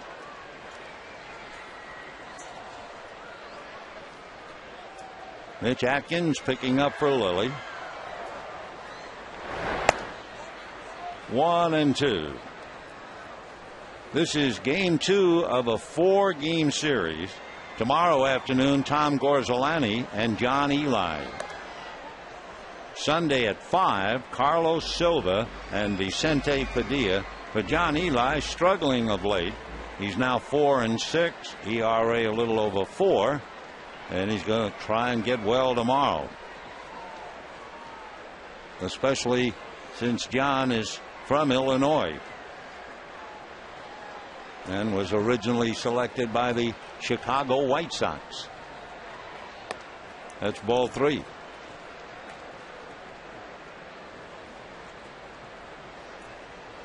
Atkins picking up for Ted Lilly. And there's ball 4.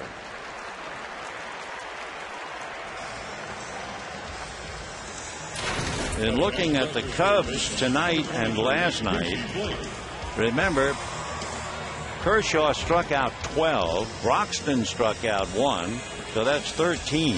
And tonight, 8 more Cubs have gone down. So they've had 21 strikeouts in 14 innings.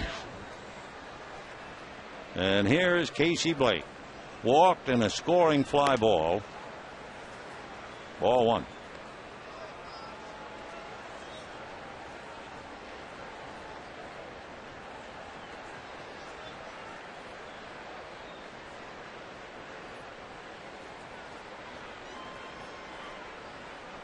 Loney at first, nobody out. That's a strike.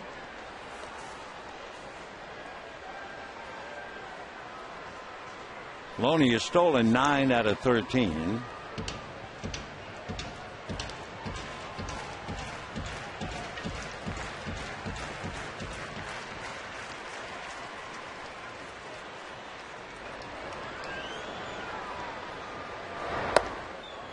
And ball 2, 2-1.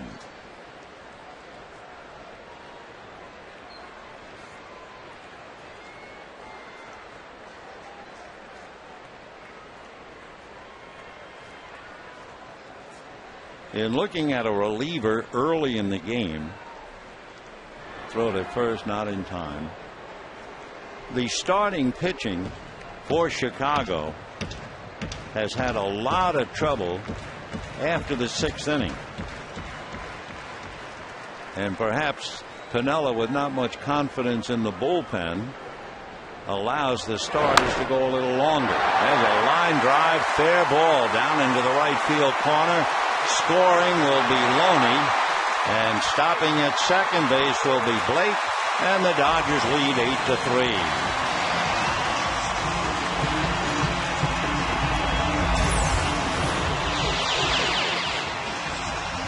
So Casey Blake doubles in a run. Dodgers lead by 5, and double 5's coming up. Russell Martin. So Casey drills it, and the Dodgers add. Just to conclude the thought about Lou Piniella, not too much regard for his bullpen. If you look at his starters, Ted Lilly, from the 7th to the 9th inning, those last 3 innings, his earned run average is over 8. Randy Wells over 5. Carlos Silva, who's going to pitch Sunday, over 6. So if you let the starting pitcher go a little longer because you don't have the confidence in the bullpen, that's what's happened. And remember, the starting staff for the Cubs is first in the National League in the so-called quality starts. 0-1. 1-1 the count to Russell Martin.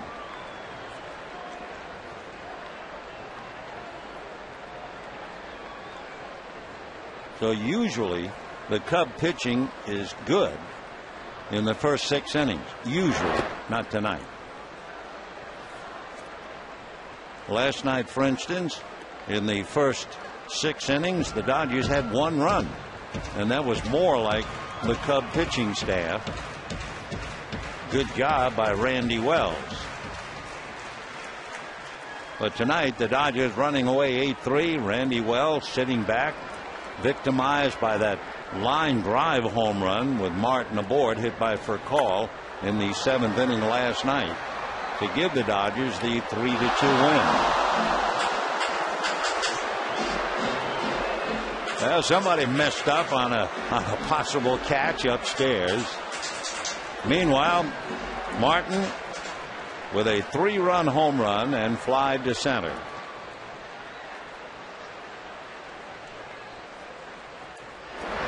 Breaking ball, ball 3.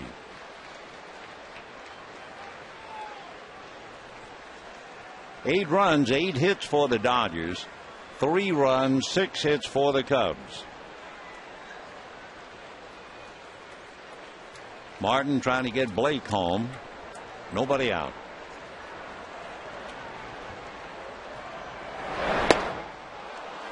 The fastball, and down he goes. So as Martin strikes out, the batter will be Xavier Paul. You know, the Dodgers are delighted tonight to welcome Los Angeles Kings stars Matt Green and Dustin Brown back to Dodger Stadium. Yes, indeed, the L.A. Kings.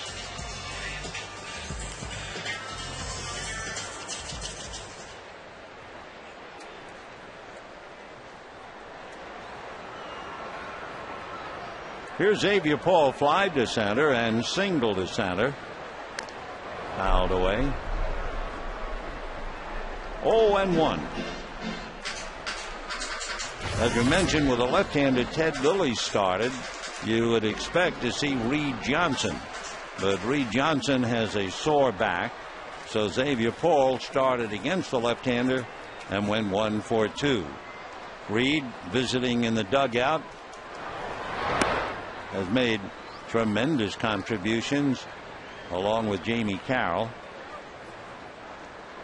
And one reason it had to be a sore back, otherwise you couldn't restrain Reed Johnson from playing against a left-handed starting pitcher. You know what Reed Johnson is hitting against left-handers this year? .373. And he has always done well against left-handers. So the sore back kept him out. Fastball hit to right center. Here comes Byrd. What a nice play by Marlon Byrd to take a hit away from Xavier Paul. So Marlon can do it all with the bat.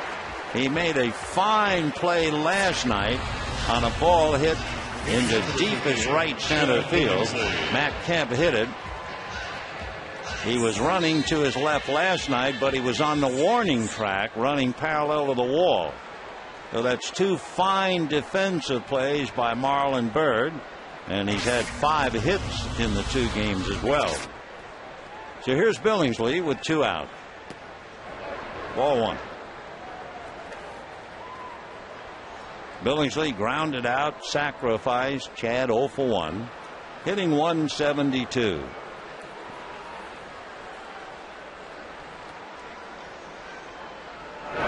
Fastball popped up, shallow right. Fukudome is there, and that'll be that. But the Dodgers get 1 run. Fine defensive play by Byrd. They might have gotten more. And at the end of 5, lead 8-3.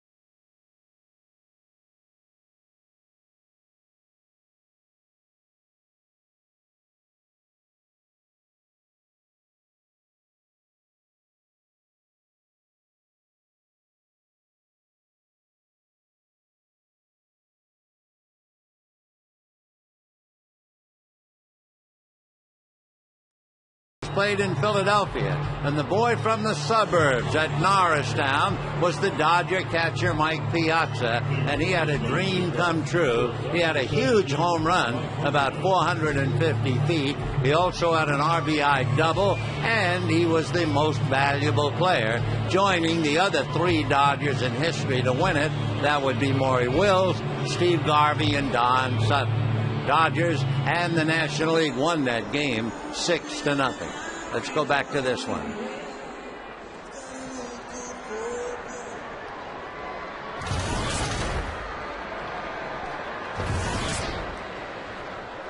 Eight to 3 in favor of the Dodgers. Mike Fontenot has had a tough night at the plate. He's come up twice with the bases loaded. So a key hit here or there, and the Cubs would be in a better place. Fontenot hit a slow ground ball with the bases loaded in the 2nd inning for an out at first, a run scored, but then 3rd inning, bases loaded, he struck out. Furcal throws on the run and gets him. What a great arm Rafael Furcal has. Of course, way back in my memory, one of the strongest arms I ever saw at short belonged to a Cub by the name of Sean Dunston. And the Dodgers, right around Pee Wee Reese's time, the Dodgers had an infielder whose name you'll remember, among other things, a famous coach with Joe Torre, Don Zimmer. Zimmer had a huge arm, and Rafael Furcal is right up there. 2 down, and Xavier Nady will be coming up. Nady started in last night's game, had a rough night, went 0 for 3. Xavier hitting .233, 4 home runs, 19 runs batted in. So Nady batting for Atkins. Ball 1.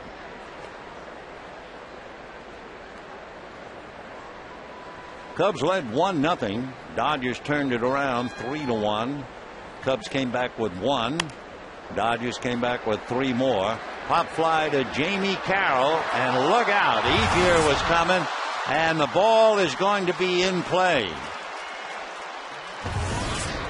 So Carroll held his hand up, and Andre, with his eyes on the ball, never saw Carroll. And luckily, each man is okay. Boy, that could have been disastrous. Nady pop fly. Watch Carroll. There you go. See, I've got it, but Ethier never saw it. How many times you'll see that play either on the right side with the second baseman and the right fielder, or the shortstop and the left fielder. Andre Ethier will draw an error, one of those hustle errors. Take another look. There's Carroll all set to catch it, and now Ethier tries to get out of his way, and Jamie unable to hold on to it. And first base umpire Mike Winters out there to indicate that the play and the ball was live. So an error charged to Ethier. Jamie and Andre okay.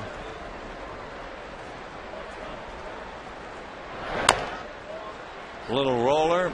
Loney will meet his man halfway to tag him out, and that's that.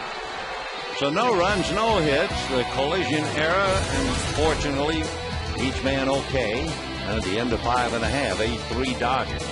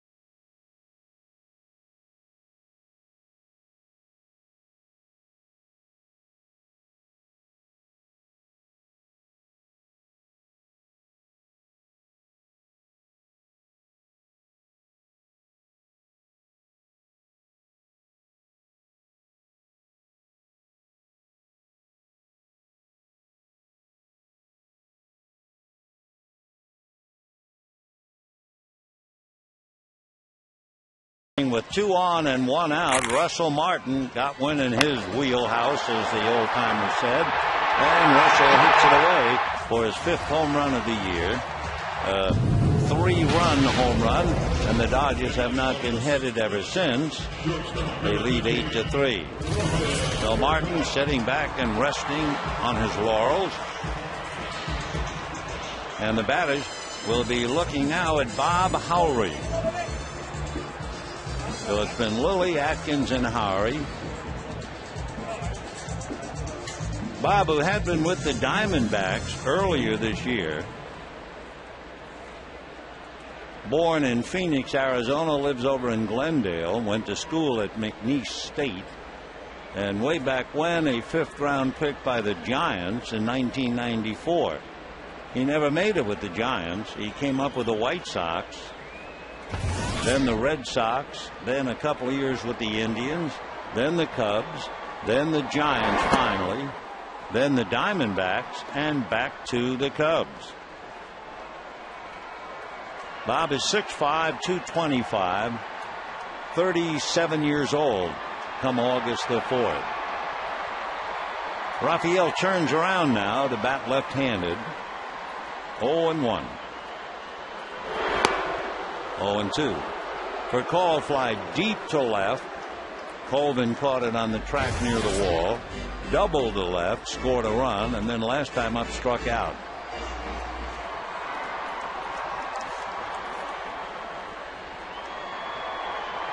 For call, 1 for 8 against Howry. Little roller, short hop nicely by Terrio. And we have 1 down here in the bottom of the 6th inning. Be sure to join us Tuesday, July 20th. That'll be James Loney Bobblehead Night, presented by Carl's Jr.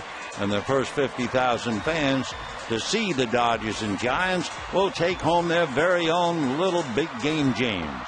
For tickets, visit Dodgers.com or call 866-DODGERS.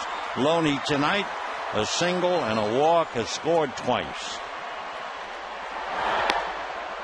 That's a strike to Carroll. You know, on that play involving Carroll and Ethier, every second baseman in the game really has to be a gutsy player, because the infielder is going out, eyes riveted on the ball, and he also knows that the right fielder is running as hard as he can. That's going to go foul. And the second baseman can't ever take his eye off the ball, even though they know there's liable to be a collision.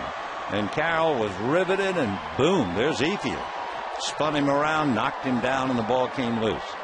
Over the course of a year, you'll see that many times, but every time a big league second baseman is going to have his eyes riveted on the ball, fearless as far as the right fielder.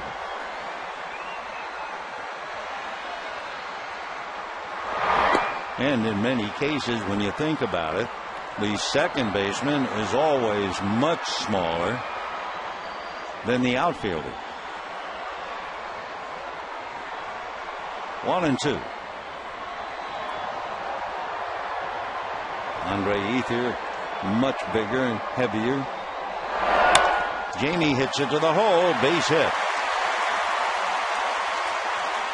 So Carroll is on base 3 times tonight, sacrificing a walk and a base hit to left against Howry.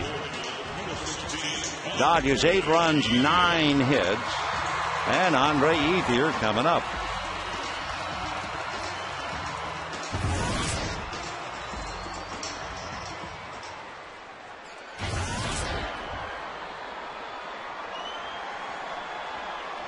Andre flied to left, single to short, and single to right. 2 RBIs, scored 1. And a strike. Let's see about Ethier and Howry. Andre is 2 for 9. Jamie Carroll at first, 1 out. 6th inning, 8-3 Dodgers. The one concern certainly the Dodgers would have at this stage, leading by 5, would be the pitch count for Chad Billingsley. Chad has made 102 pitches in his 8 innings. Most in a game, 120. 1-1. Fastball, a shot up the middle. So Ethier singles, holding at second base is Carroll. And the batter will be Matt Kemp. So Andre, getting ready for the All-Star game, has 3 more hits tonight. And Matt Kemp twice flied to right, doubled off the wall and left. Dodgers now with 10 hits.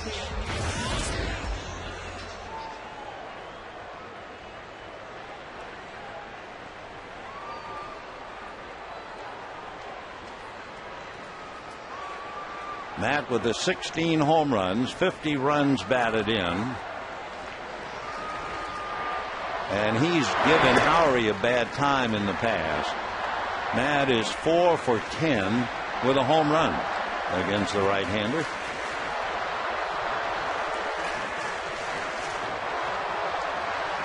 Boy, what a wild game in Colorado, home of the wild game. Tell you in a moment. Ball 2. Started out, the Padres led 3-0. The Rockies turned it around to lead 5-3. The Padres turned it around to lead 7-5.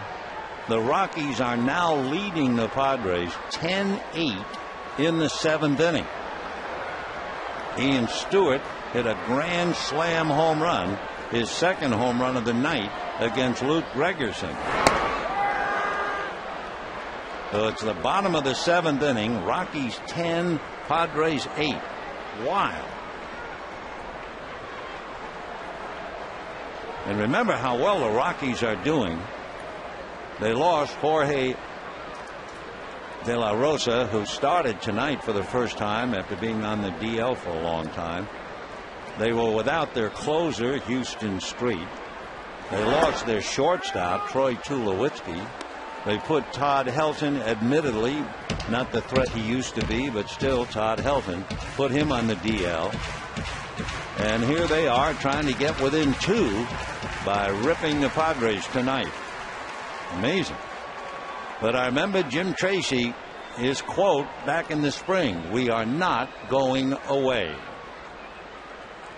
And remember, the Rockies made a run at the end of last year. Matt goes down, a hopper to second base, and a good save by Terrio. So Kemp strikes out, 2 down, 2 on, and the batter will be James Loney. I don't think Coy Hill had a good grip on that ball, but he figures to take a shot at Carroll anyway. So here's Loney, singled and walked, scored twice, with the Dodgers leading 8-3 on 10 hits. Dodgers have had 3 doubles and a 3-run home run.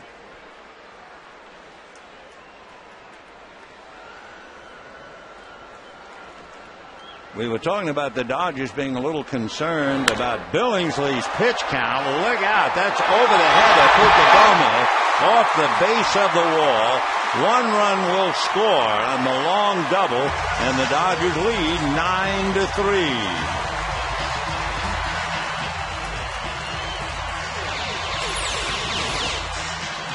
Loney hits it over the head of Kotei Fukudome all the way to the wall. Ethier stopped at third. Dodgers now lead 9-3 on 11 hits. Loney picks up another RBI to cash in Carroll.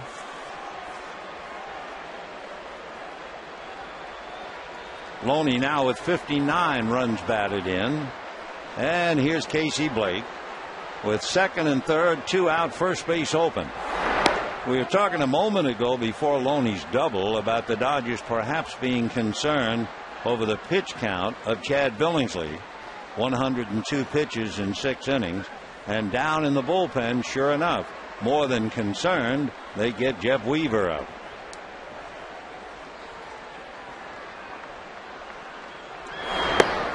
Blake doubled his last at bat to cash in Loney.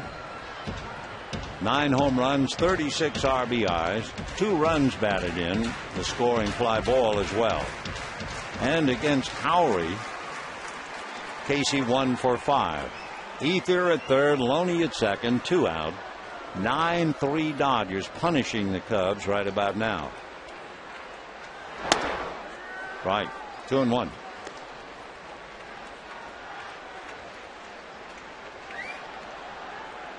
So it's been Lilly, Atkins, and Howry.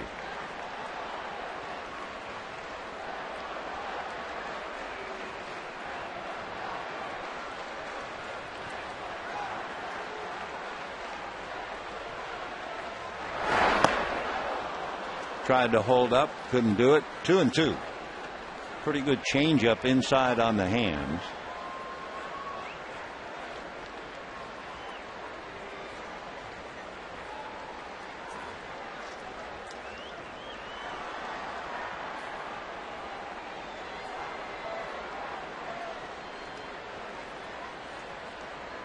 Howry once upon a time really threw hard.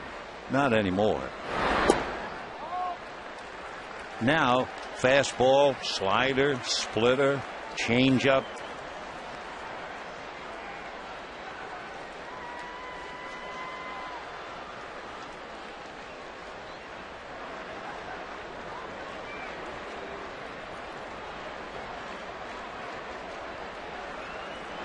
Three and two. Little nubber foul. Well, Casey will come back and try it again. And the runners go back to second and third.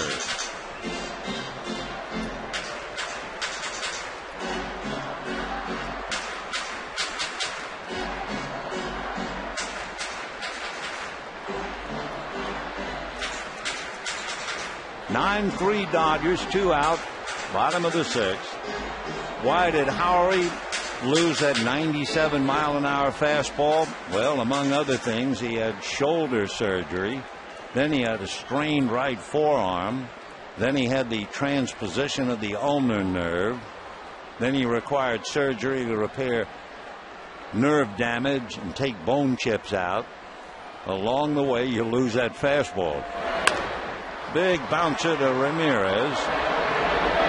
And that'll be that. The Dodgers settle for 1 and leave 2. And at the end of 6, Dodgers 9, Cubs 3.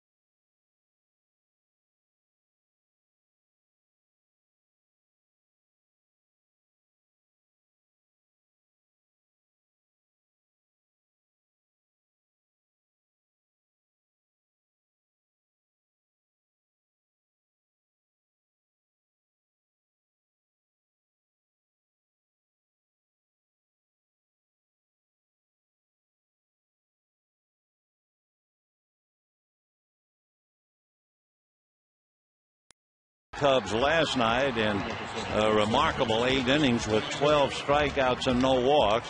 Billingsley's working awfully hard. He's been laboring, but after 102 pitches, he's leading 9-3 as he goes to work in the 7th inning against Terrio, Lee, and Ramirez. That's a strike to Ryan. Terrio singled, grounded to short, struck out, batting .279. 0-2.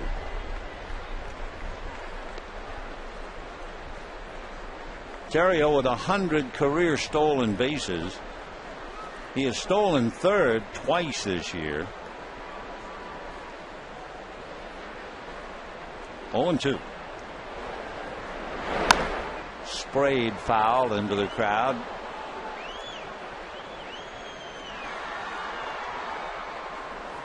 Oh, and 2 the count.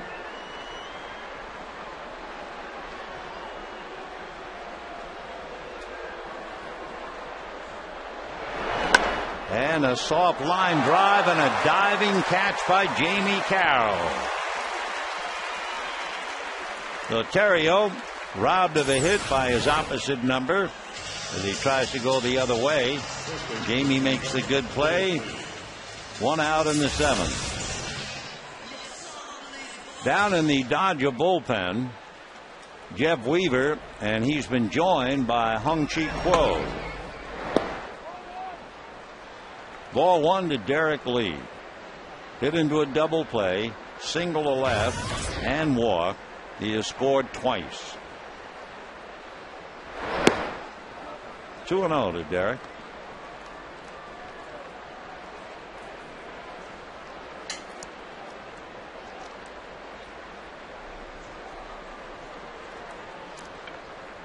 Derek 6'5", 245, 2-1. Biggest year in home runs. He had 46. The year that he won the batting title, he had 335.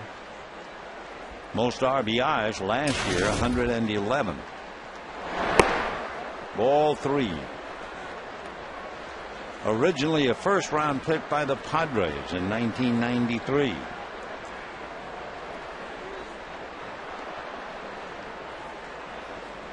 Three and 1. And a fly ball into right center. It's playable. Ethier calling. 2 down. A reminder, tomorrow the Dodgers and Cubs continues at 1 p.m. on Fox Saturday Baseball, presented by Taco Bell. 2 down in the 7th. Aramis Ramirez walked and scored, single to right, and double.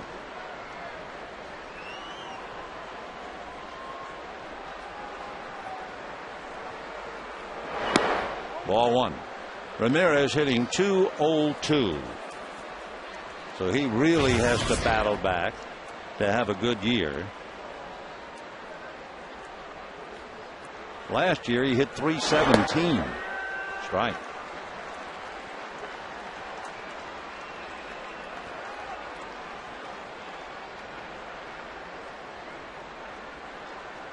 Growing up in Santo Domingo, his high school didn't have a baseball team.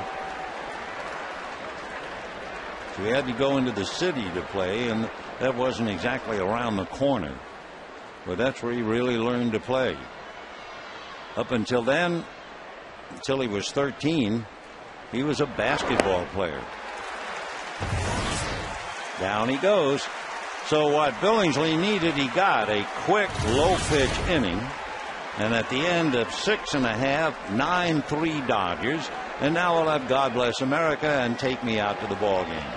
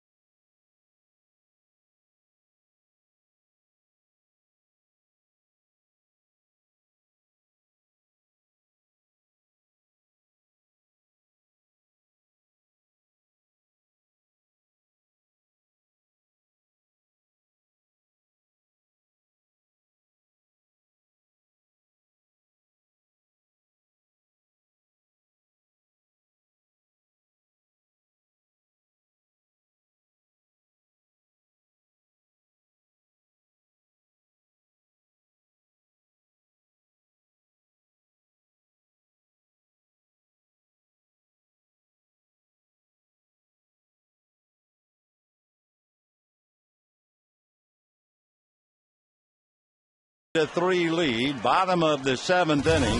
Billingsley made 13 pitches in the 7th, so he is now up to 115. And the Dodgers will have Martin, Paul, and Billingsley, who has a bat in his hand and wearing a batting glove. Martin, a 3-run home run, way out in front. 0-1 to count. Martin batting .248, 5 home runs, 22 runs batted in.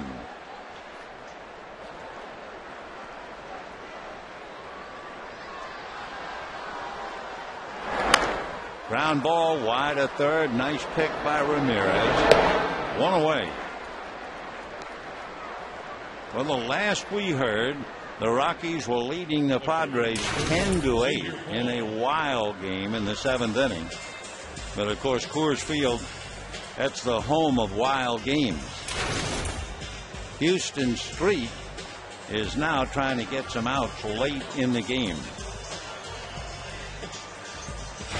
Xavier Paul, 1 for 3, lost a base hit on a great diving catch by Marlon Byrd in right center field. Paul hitting .247. Popped it up, shallow left field. Going out is Fontenot looking for help, and finally he has to do it himself. First thing he did was break to see where Colvin was. But with a left-hand hitter up, Colvin was out of town. So 2 down. Meanwhile, they are now in the top of the 9th inning in Denver, and the Rockies are leading the Padres 10-8.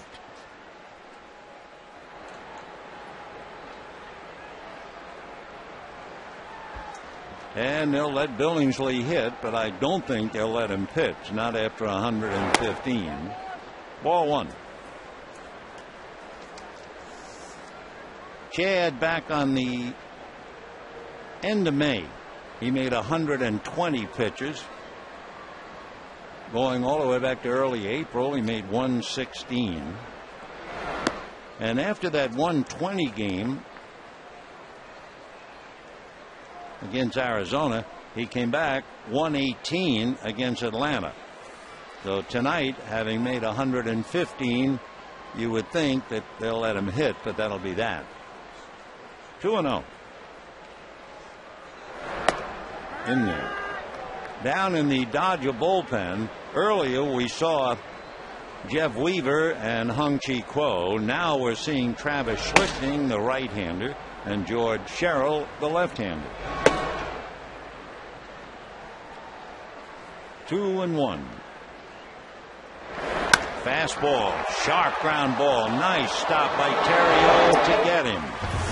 So Billingsley in his, I think, last appearance of the night, robbed by Theriot. And at the end of 7, Dodgers 9, Cubs 3.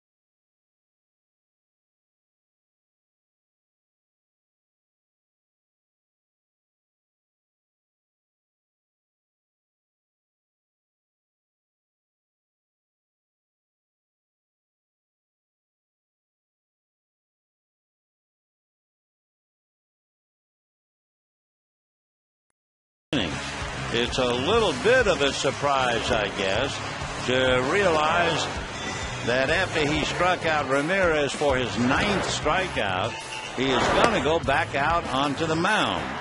Well, you could say with the All-Star break, he's going to have plenty of time to rest. Meanwhile, the bullpen has changed behind him.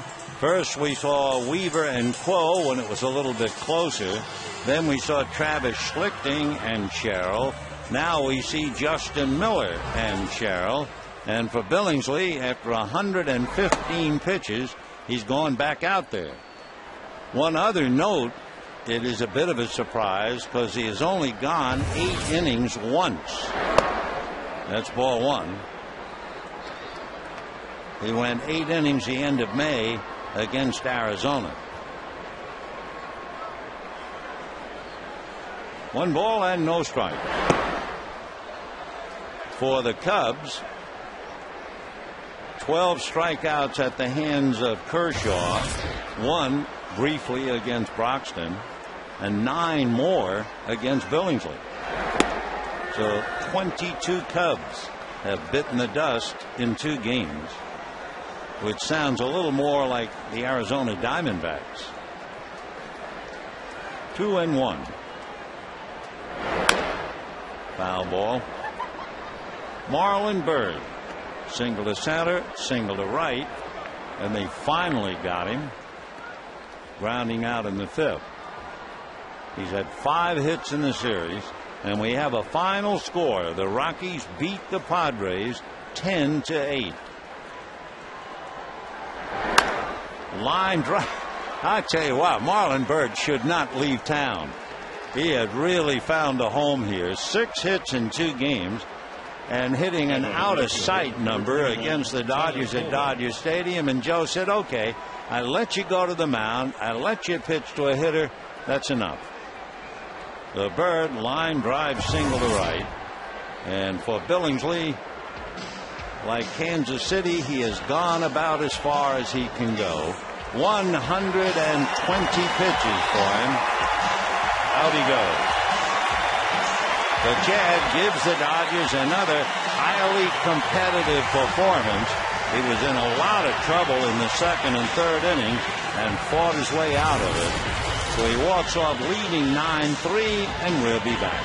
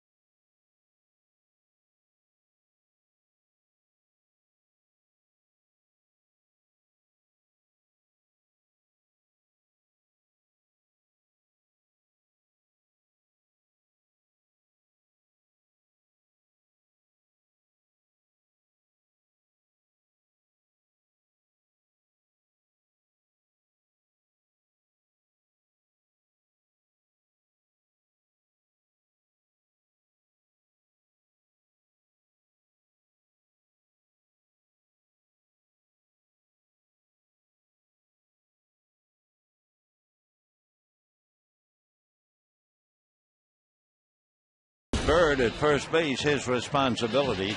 120 pitches for the 2nd time this year. And he goes out now with a chance to win his 7th and to balance his books with the Cubs. It would be 3-3 lifetime.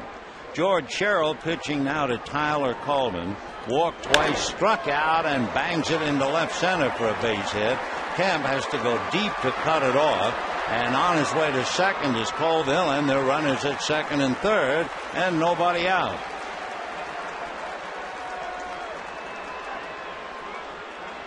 So Colvin doubles to give life to the Cubs. And Mike Fonzano due up, and Jeff Baker will come up and bat. Number 28, Jeff Baker. Jeff Baker, who at one time was with Colorado, and he's not going to get a chance at Sherrill. So Sherrill comes in, makes one pitch to Colvin, who doubles, and out goes George.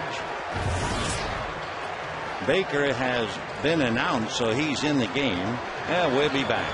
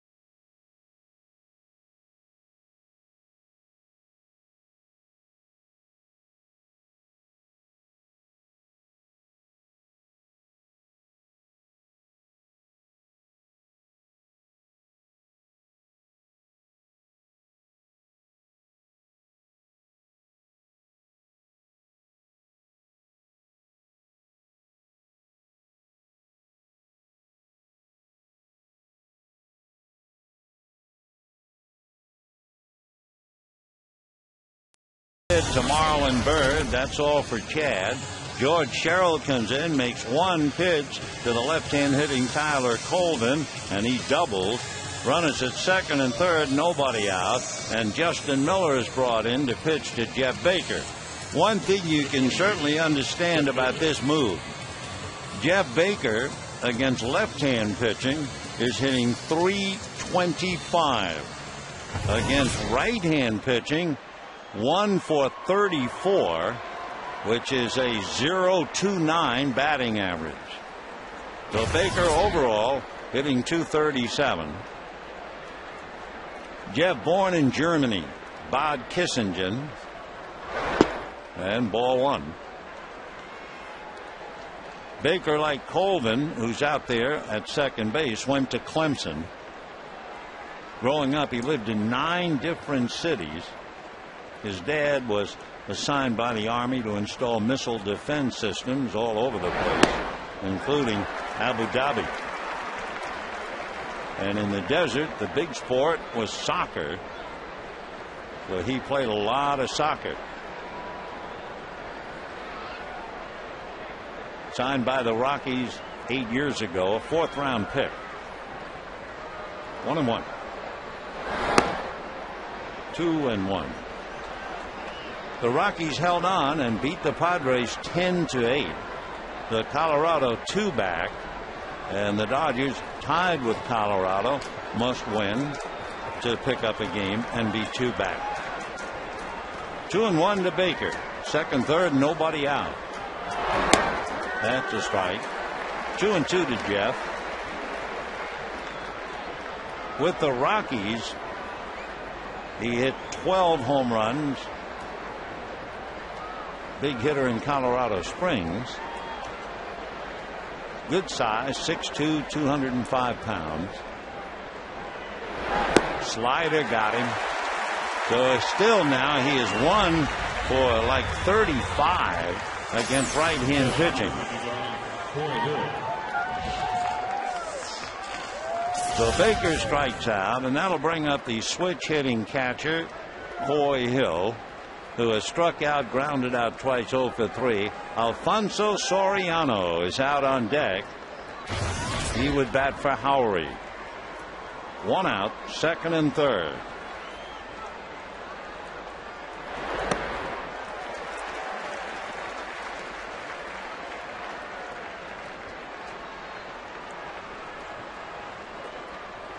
Coy Hill batting .213, and there's Soriano. Soriano in last night's game, 1 for 3, a home run. Soriano did not start against Billingsley. He was just 3 for 15. He had also been hit on the elbow, though after playing last night they sat him down tonight. And meanwhile, Coy Hill is struggling. Marlon Byrd at third, Tyler Colvin at second, 1 out. And that's going to get away from Martin. Scoring is Byrd. Colvin goes to third, and it's 9-4 in favor of the Dodgers. Slider in the dirt, and it'll be a wild pitch.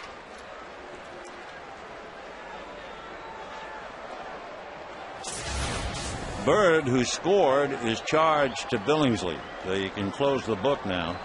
Billingsley, 7 innings plus, 4 runs, 7 hits. Colvin at third belongs to Sherrill.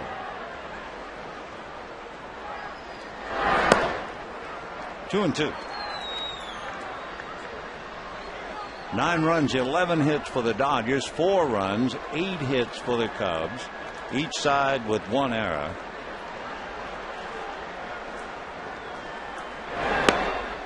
And ball 3. The error, Lilly has 1, Ethier has 1. 3-2 to Coy Hill. Down the line comes Colvin, 1 out. And a line drive hanging for Kemp to make the catch. Here comes the throw. Here comes Colvin to score. And it's 9-5. Coy Hill hit that ball sharp right on the button, but right at Kemp. So now Soriano will be coming up.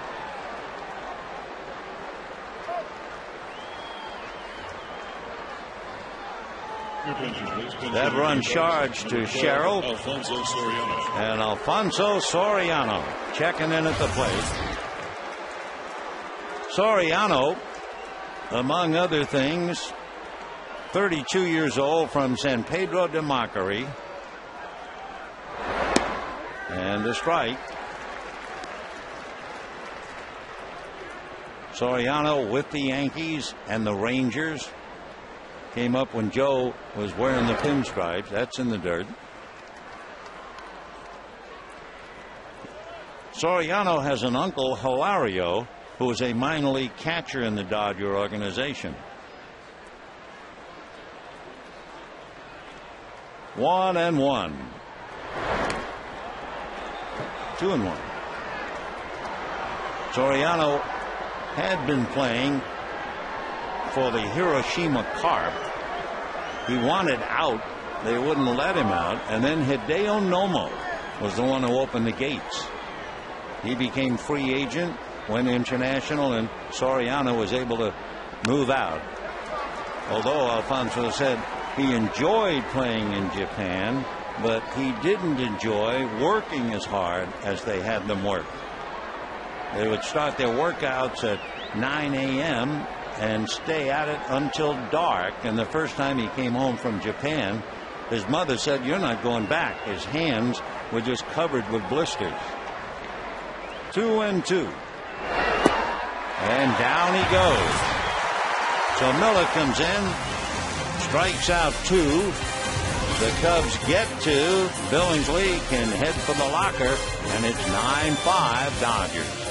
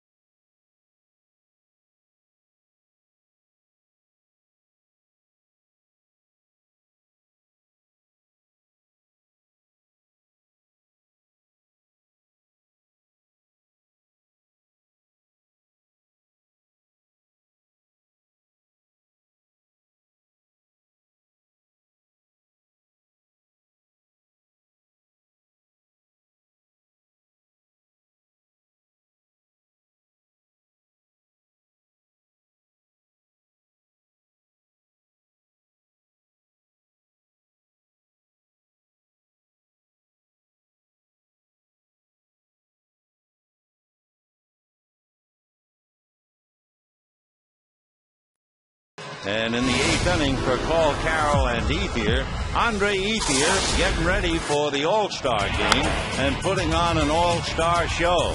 Single to short in the 3rd inning, single to right field in the 4th inning to drive in a run, and a single up the middle for a solid base hit. So Andre Ethier with 3 hits, getting his average up now to 323. Remember, it was as high as about 390. So the Dodgers' first All-Star outfielder since Sean Green. He'll hit 3rd in the inning. Jeff Baker, who batted for Ryan Theriot, actually he batted for Fontenot. He will take over at second base. And Theriot moves over to short. And here is for Call. On the mound, Justin Berg, ball 1. He's from Antigo, Wisconsin. 6'4", 210. Originally signed by the Yankees 7 years ago. Little roller slowly. Baker makes the play very close for Cole flying down the line. So 1 out in the 8th inning. The batter will be Jamie Carroll. Fouled out, sacrifice, walk, and single.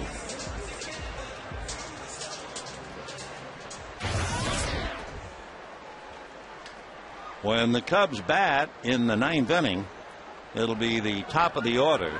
Kokusei Fukudome, then Ryan Theriot and Derek Lee. That's right.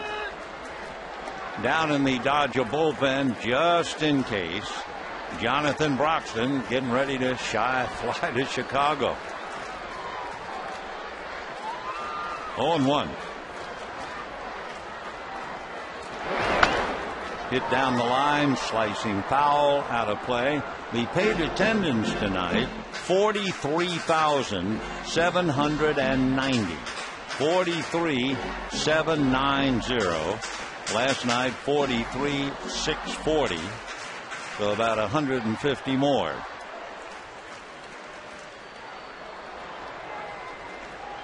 Oh, 2. 1-2.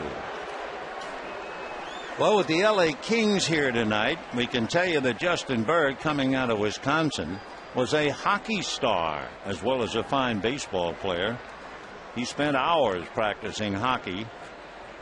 Sometimes when his teammates were on the ice, he'd go to where there was a tarp hung so players could practice their slap shots.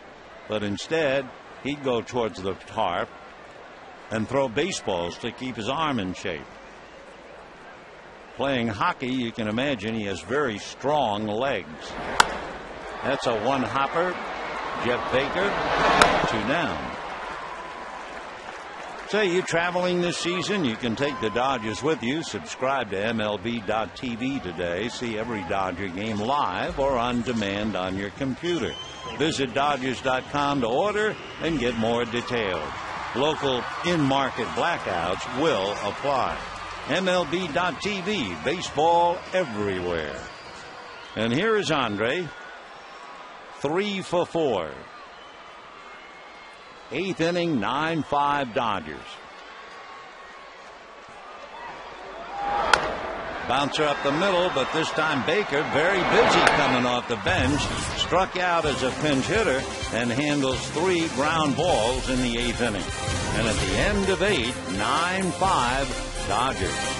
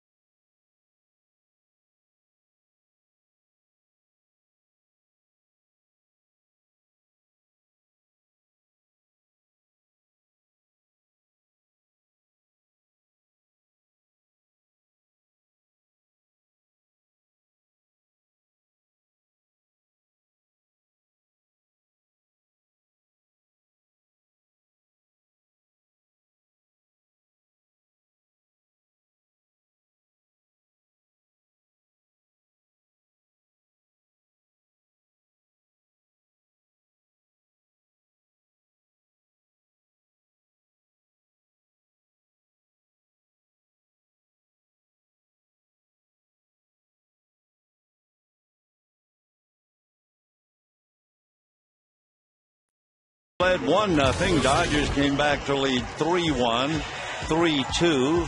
Then the Dodgers led 6-2, 7-2, 7-3, 8-3, 9-3, 9-5. And in the ninth, it will be Fukudome, Terrio, and Lee. Fukudome hit back to the box, struck out twice, grounded to first, 0 for 4.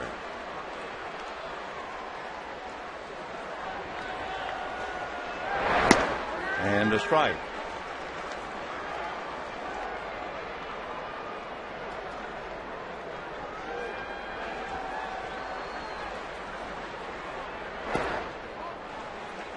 One ball and one strike.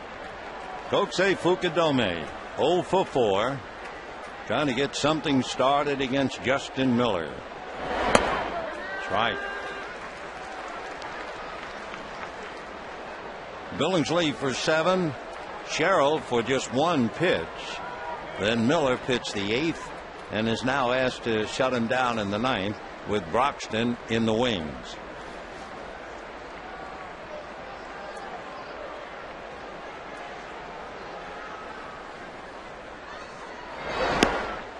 Two and two.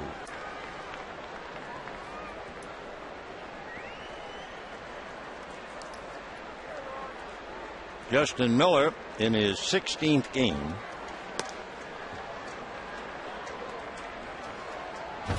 Miller has walked 7 while striking out 24. And line drive base hit. That reminds you of the base hit that Terrio had in the first inning against Billingsley. Line drive single by Fukudome, and that'll bring up Terrio. Right between the hands of Miller.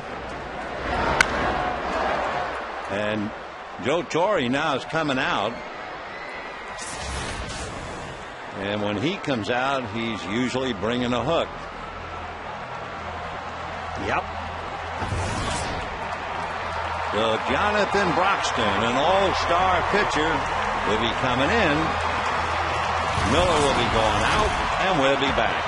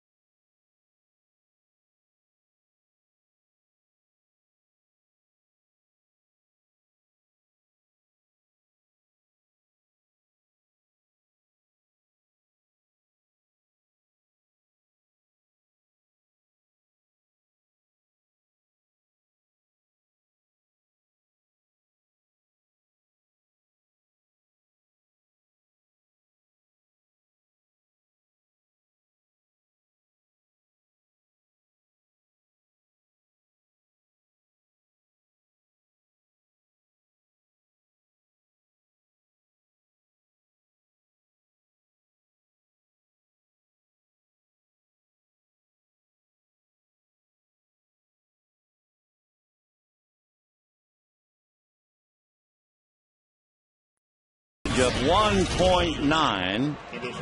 He has walked 7 while striking out 53, and he has saved 18 of 21 opportunities.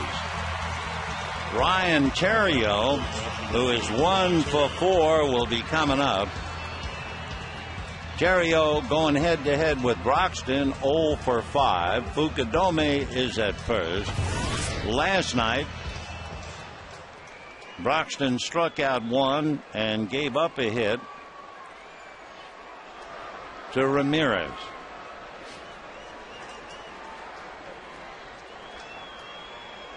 And going to second base is Fukudome, and a little ground ball, and Carroll takes care of that. So one out, runner at second. Terrio certainly didn't hang around. We mentioned the Cubs are not a patient hitting team at all. Here's Derek Lee. Derek Lee against Broxton, 3-for-9. So Lou Piniella saw Lee fly to right field last night against Broxton. Ball one, 93-mile-an-hour fastball.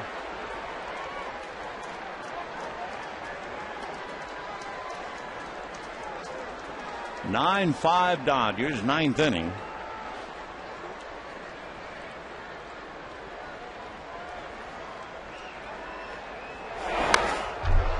One and one. Derek Lee trying to keep the inning alive.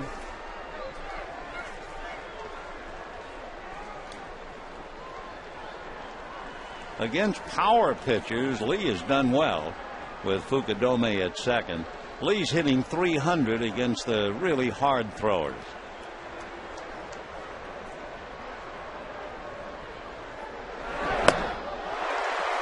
And he's getting a hard thrower now. The first fastball up and in was 93. That was 94.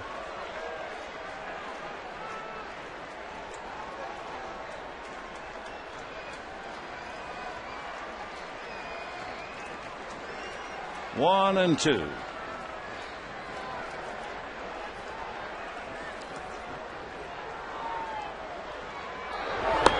Got him. So Derek Lee strikes out once tonight to give him 80 strikeouts this year. Nothing fancy. Fastball up and in. So that means more strikeouts against the Cubs.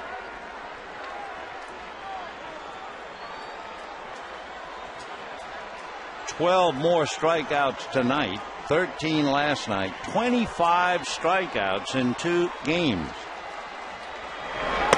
That really does sound like Arizona. Ramirez walked and singled, doubled and struck out. Last night he had a single to right field against Broxton in the 9th inning. So 2 out, 9-5 Dodgers, 9th inning.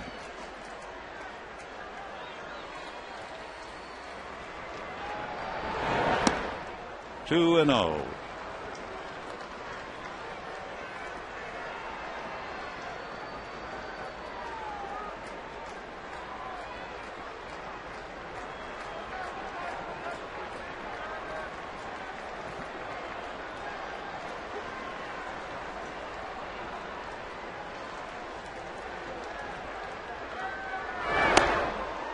Three and 0.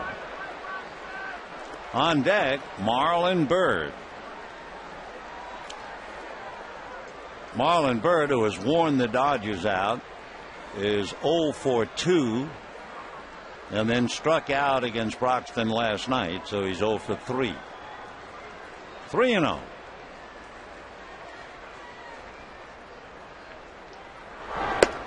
And a high strike. 3 and 1.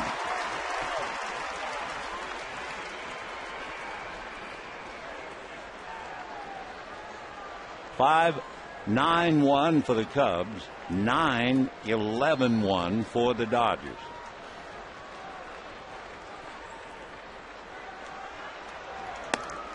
And a strike.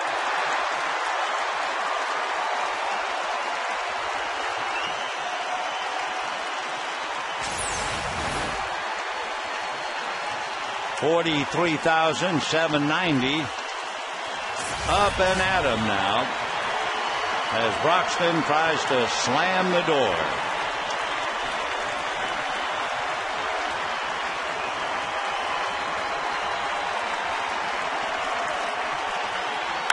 And that's going to be poked. Here comes Ethier, a diving try.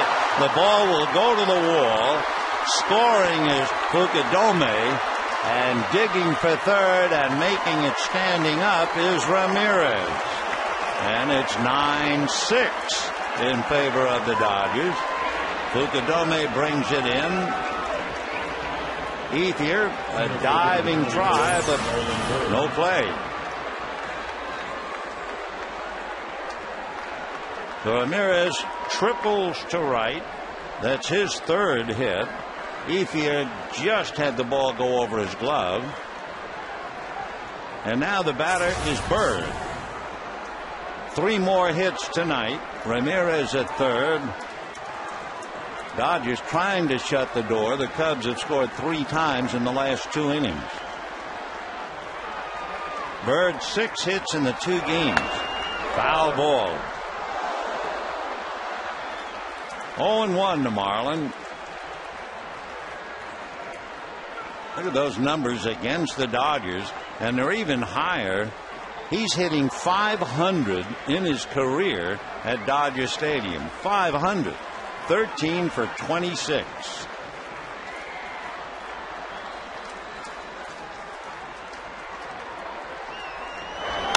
Ground ball into right field. Base hit. In comes Ramirez. And the Cubs are not going to go quietly into the good night. Marlon Byrd comes up with his 4th hit, his 7th hit in 2 games. I mean, you want to talk about being in the zone. So 9-7, and the batter will be Tyler Colvin. And for the Dodgers, a very, very shaky ending. So Broxton has given up 2. Cubs have scored 4 in the last 2 innings. Colvin walked twice, struck out, and doubled.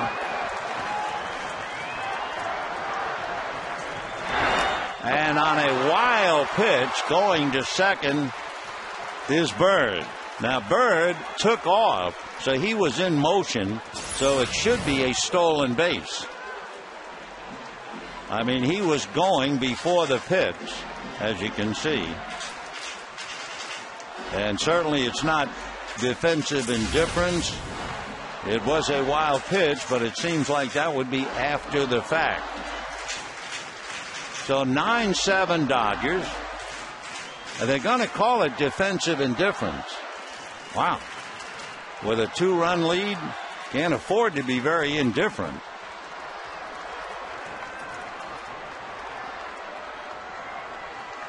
One ball and no strikes. Foul back, 1-1. So Tyler Colvin, the kid from Clemson. Now he's up there with his foot in the door. Jeff Baker, who has not done anything against right-hand pitching, is on deck.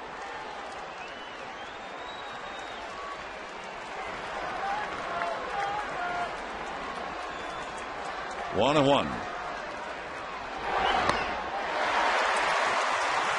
1-2 in the inning. 2 singles and a triple. And once again, the crowd on its feet, trying to cheer Broxton to end it.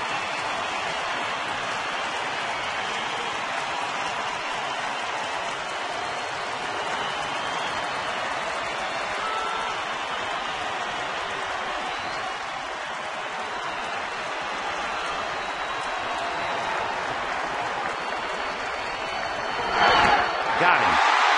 The out has to be recorded at first, and the Dodgers stagger, but hold on to win. 9 runs, 11 hits, and 1 error. The Cubs, 7 runs, 11 hits, and 1 error. Broxton made 17 somewhat shaky pitches, but he did strike out 2. So again, that would be 13 strikeouts last night, 13 more tonight. 26 Cubs have struck out in 2 games. The Dodgers are now tied with Colorado, 2 games back of San Diego. A reminder, stay tuned for Dodgers Live coming up next. Good night, everybody.